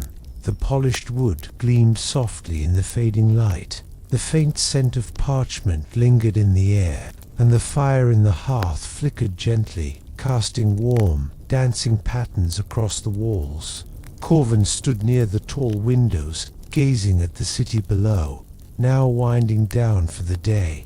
Merchants packed their remaining goods, carts creaked slowly along cobbled lanes, and children's laughter faded into whispers as they returned home. "Notice it all," he murmured. "Every movement, however small, carries weight. Leadership is in seeing the quiet acts that others miss. That is the unseen strength the crown reveals." Elric's eyes followed the subtle rhythms below. A baker closing his shop carefully, a farmer guiding livestock home along frost-lined roads, neighbors exchanging quiet counsel, and children carrying firewood to help a struggling household. Each small gesture, though easily overlooked, was vital to the living fabric of the kingdom. The crown reminded him to honor each thread, to weigh every life and every quiet choice alongside the more visible duties of rule. A page approached, delivering letters from villagers along the northern borders. Elric accepted them with slow, deliberate care, untying the ribbons and smoothing each scroll. The reports described minor disputes resolved with patience, acts of cooperation among villagers, and requests for guidance as the cold season approached. As he read, he imagined the people behind each word, their careful compromises, their quiet determination, the subtle kindness that preserved harmony. Leadership, he realized, was in nurturing these threads rather than imposing solutions. "You perceive what most overlook," Corvin said softly, standing closer. "That is why the crown rests upon you so naturally. It is not a symbol of power. Alone it is a guide for patience, understanding, and careful attention." Elric's fingers touched the crown lightly, and he drew in a slow, steady breath, letting the warmth of the hearth and the soft glow of the evening fill him. "Yes," he murmured, "every quiet act, every unseen choice, every small voice shapes the kingdom. My task is to notice them, honor them, and guide them with deliberate care." Outside, the city moved in gentle rhythm. The river reflected the fading sun in soft ripples. Frost sparkled along the gardens, and life threaded quietly through streets and homes. Within the council chamber, every word, every decision, and every careful observation flowed in harmony with Elric's attentive awareness. The crown atop his head gleamed faintly, a silent companion in the patient, deliberate weaving of a kingdom where even the smallest acts were recognized, valued, and nurtured. Twilight settled softly over the castle, casting long, muted shadows across the council chamber. The air carried a gentle coolness from the evening, mingling with the warm glow of the hearth and the last rays of sunlight filtering through the tall windows. Elric remained at the head of the table, the crown resting lightly but steadily upon his brow. Its weight was no longer a reminder of duty, but a companion in thought, a quiet guide reminding him to act with patience, attention, and care. Every detail, the polished wood, the faint scent of parchment, the gentle flicker of firelights, felt alive, part of the rhythm of the kingdom he now held in his mindful observation. Corvin leaned against the window frame, watching the city streets below as merchants finished closing stalls. Carts moved slowly, and distant laughter of children faded into quiet whispers. "Observe all that you can," he murmured. "Even the smallest gestures, the softest words, carry weight. That is the unseen strength of leadership. The crown is your lens to see what others often overlook." Elric's gaze traced the motions below. A farmer guiding his oxen along frost-dipped paths, a baker lowering his shutters after the day's work, neighbors exchanging whispered advice, and a child delivering a small bundle of firewood to aid another. Each act, however small, was part of the living fabric of the kingdom. The crown pressed gently upon his head, reminding him that no gesture was insignificant and that every life was a thread in the tapestry of the realm. A page entered, bringing letters from northern villages. Elric accepted them slowly, untying the ribbons and smoothing each scroll with care. The reports detailed minor disputes resolved quietly, acts of cooperation among villagers, and requests for guidance in preparation for the coming winter.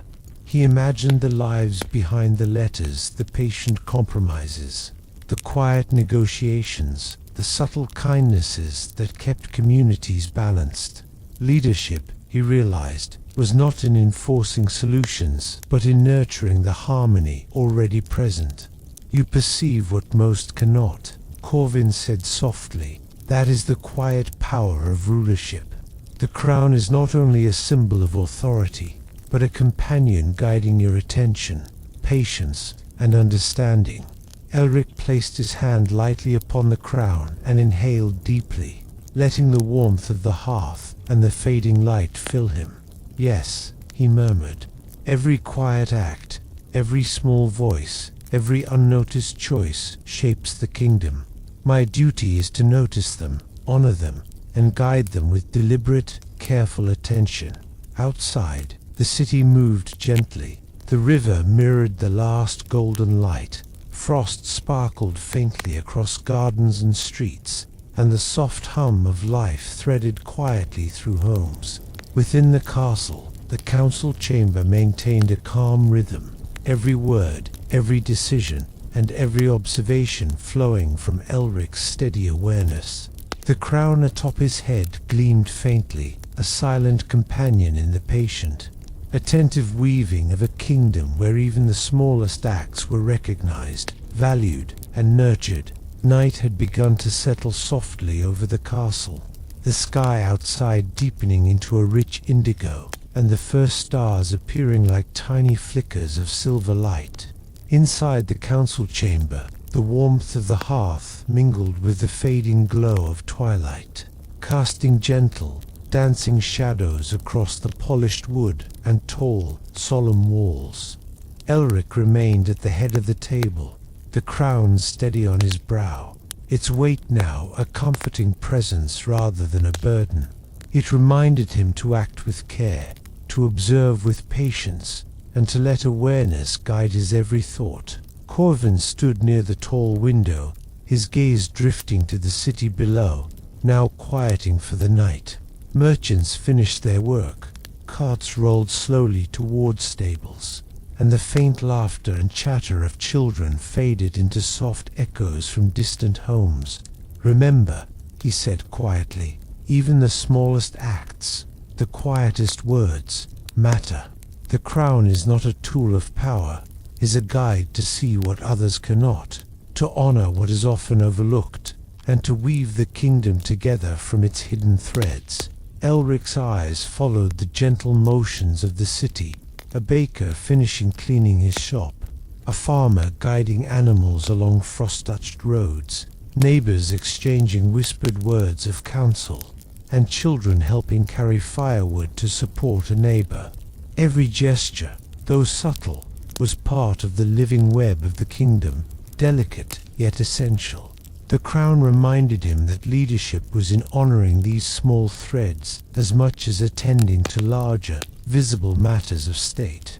A page entered quietly, bearing letters from the northern villages. Elric received them with slow, deliberate care, untying the ribbons and smoothing the parchment.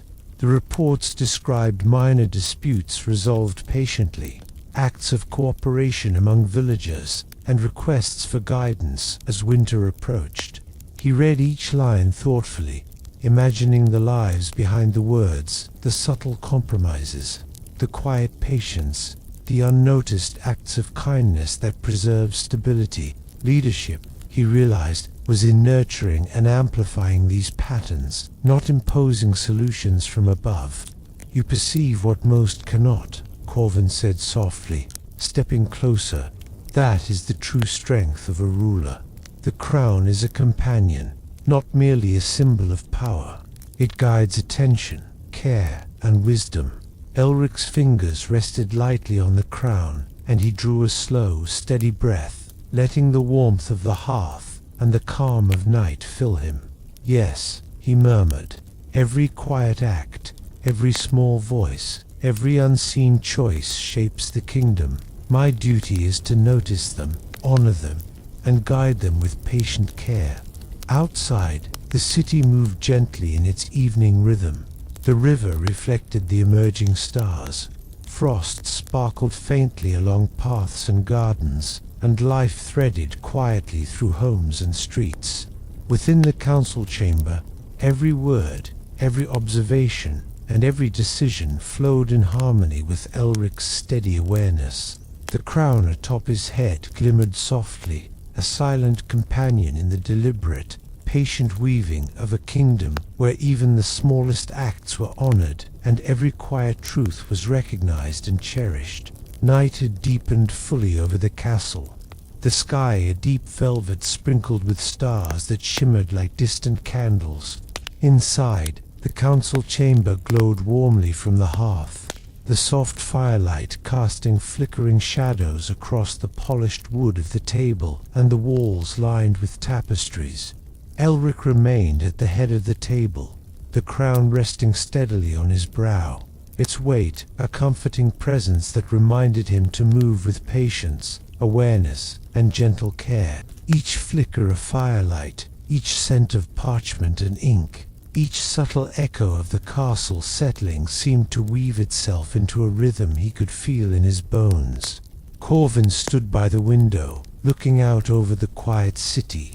Most streets had emptied, but the soft glow of lanterns traced the cobbled paths, and the occasional laughter of a child returning home drifted faintly on the night air. "Observe everything," he murmured. "Even the smallest gesture, the quietest word, carries meaning. The crown is not a symbol of power. It is a lens to see what others often overlook, to honor what is often hidden, and to hold the kingdom gently together."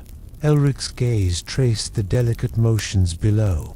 A farmer leading animals along frost-lined roads, a baker securing his shop for the night, neighbors exchanging whispered advice, and children carrying firewood for a struggling household.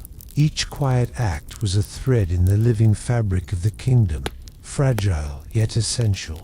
The crown pressed lightly upon his head, a reminder that leadership was not only about commanding but about noticing, valuing, and nurturing these small, subtle threads. A page entered quietly, delivering letters from villagers along the northern border.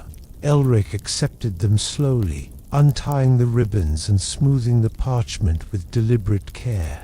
The reports detailed minor disputes resolved patiently, quiet cooperation among villagers, and requests for guidance in preparing for winter.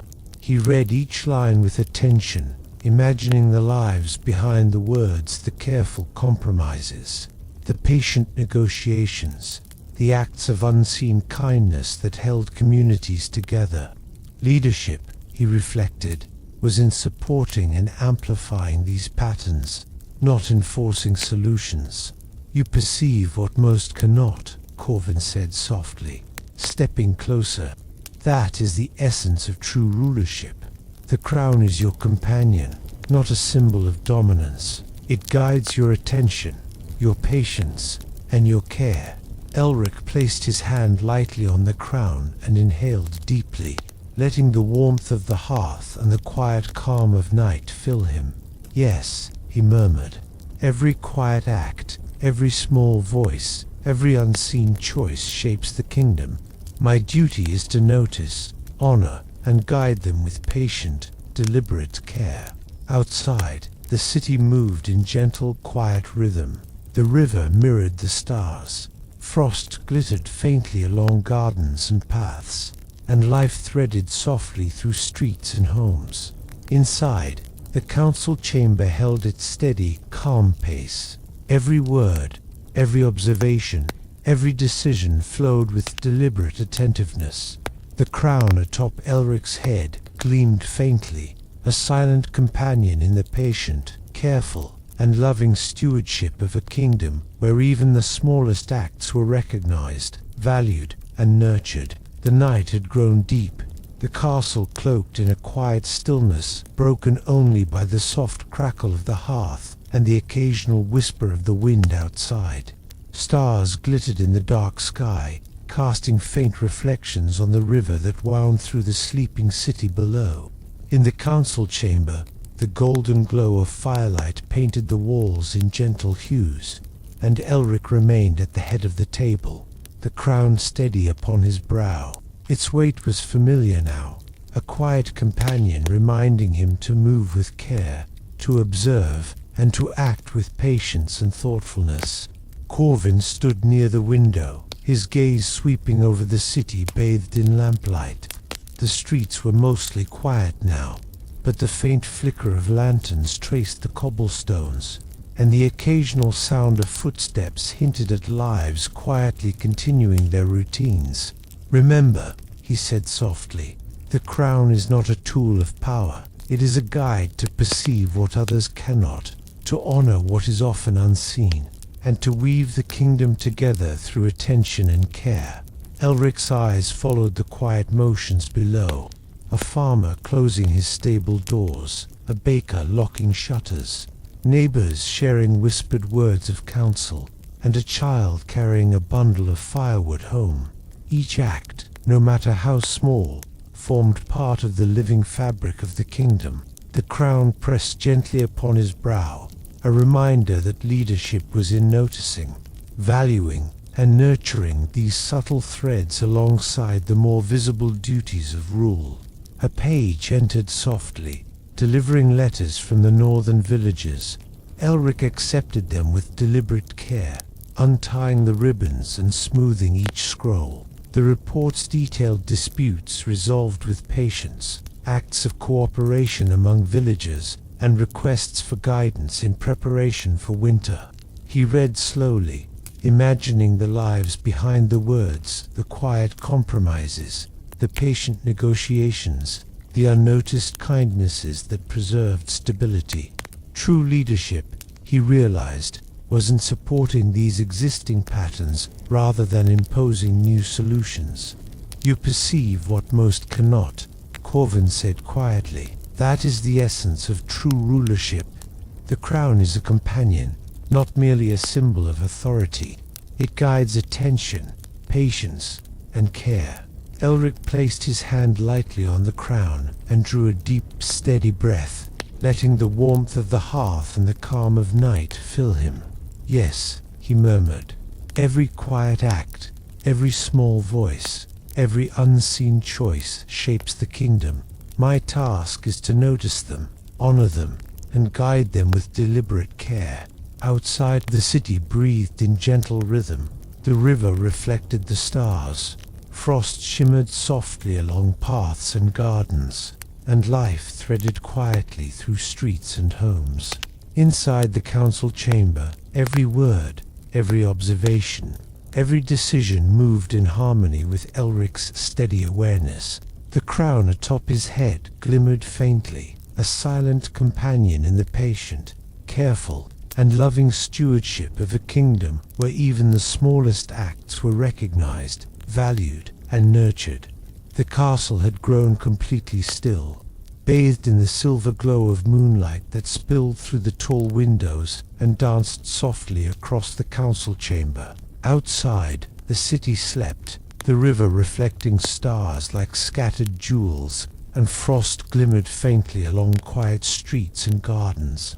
Inside, Elric remained at the head of the table, the crown upon his brow shining gently, no longer a symbol of power alone, but a companion that had guided him patiently, carefully, and thoughtfully through every decision and observation of his reign. Corvin stood beside him, quiet and steady, his gaze resting on the calm kingdom beyond. "It is in the quiet, unseen acts," he murmured, "in every small choice and unnoticed kindness, that a kingdom truly thrives. You have learned to see what others miss, to honor what others overlook, and to guide, not through force, but through care." Elric's eyes swept the chamber, and then the city beyond. He thought of every small thread he had observed: farmers tending their animals, bakers finishing their day, neighbors sharing counsel, children carrying firewood, every quiet gesture that had shaped life across the kingdom. Every act, no matter how humble, had mattered, and the crown had guided him to see, to honor, and to nurture them all. He breathed deeply, placing a gentle hand upon the crown. Yes, he whispered to himself, softly, reverently, every small act, every quiet voice, every unseen effort sustains the life of the kingdom. My duty is to notice them, honor them, and guide them with patience, care, and attention. Outside, the kingdom slumbered in gentle rhythm, the river glinting in the moonlight, the frost sparkling faintly across gardens and streets, the soft hum of life threading quietly through homes. Within the castle, the council chamber held its calm, measured rhythm, a reflection of the awareness and care that Elric had cultivated.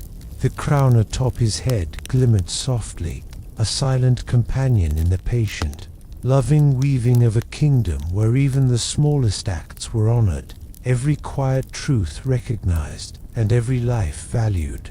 And now, dear listener, as you close your eyes and let the calm of night fill you, imagine the steady glow of the crown and the quiet strength of a kingdom cared for with patience and love. Let your mind rest in the gentle rhythm of the story, and let your thoughts drift like the slow river, peaceful and steady. Thank you for joining Elric on his journey tonight. Remember to like, subscribe, and share your thoughts in the comments. May your night be filled with calm, and may your dreams carry you softly into morning.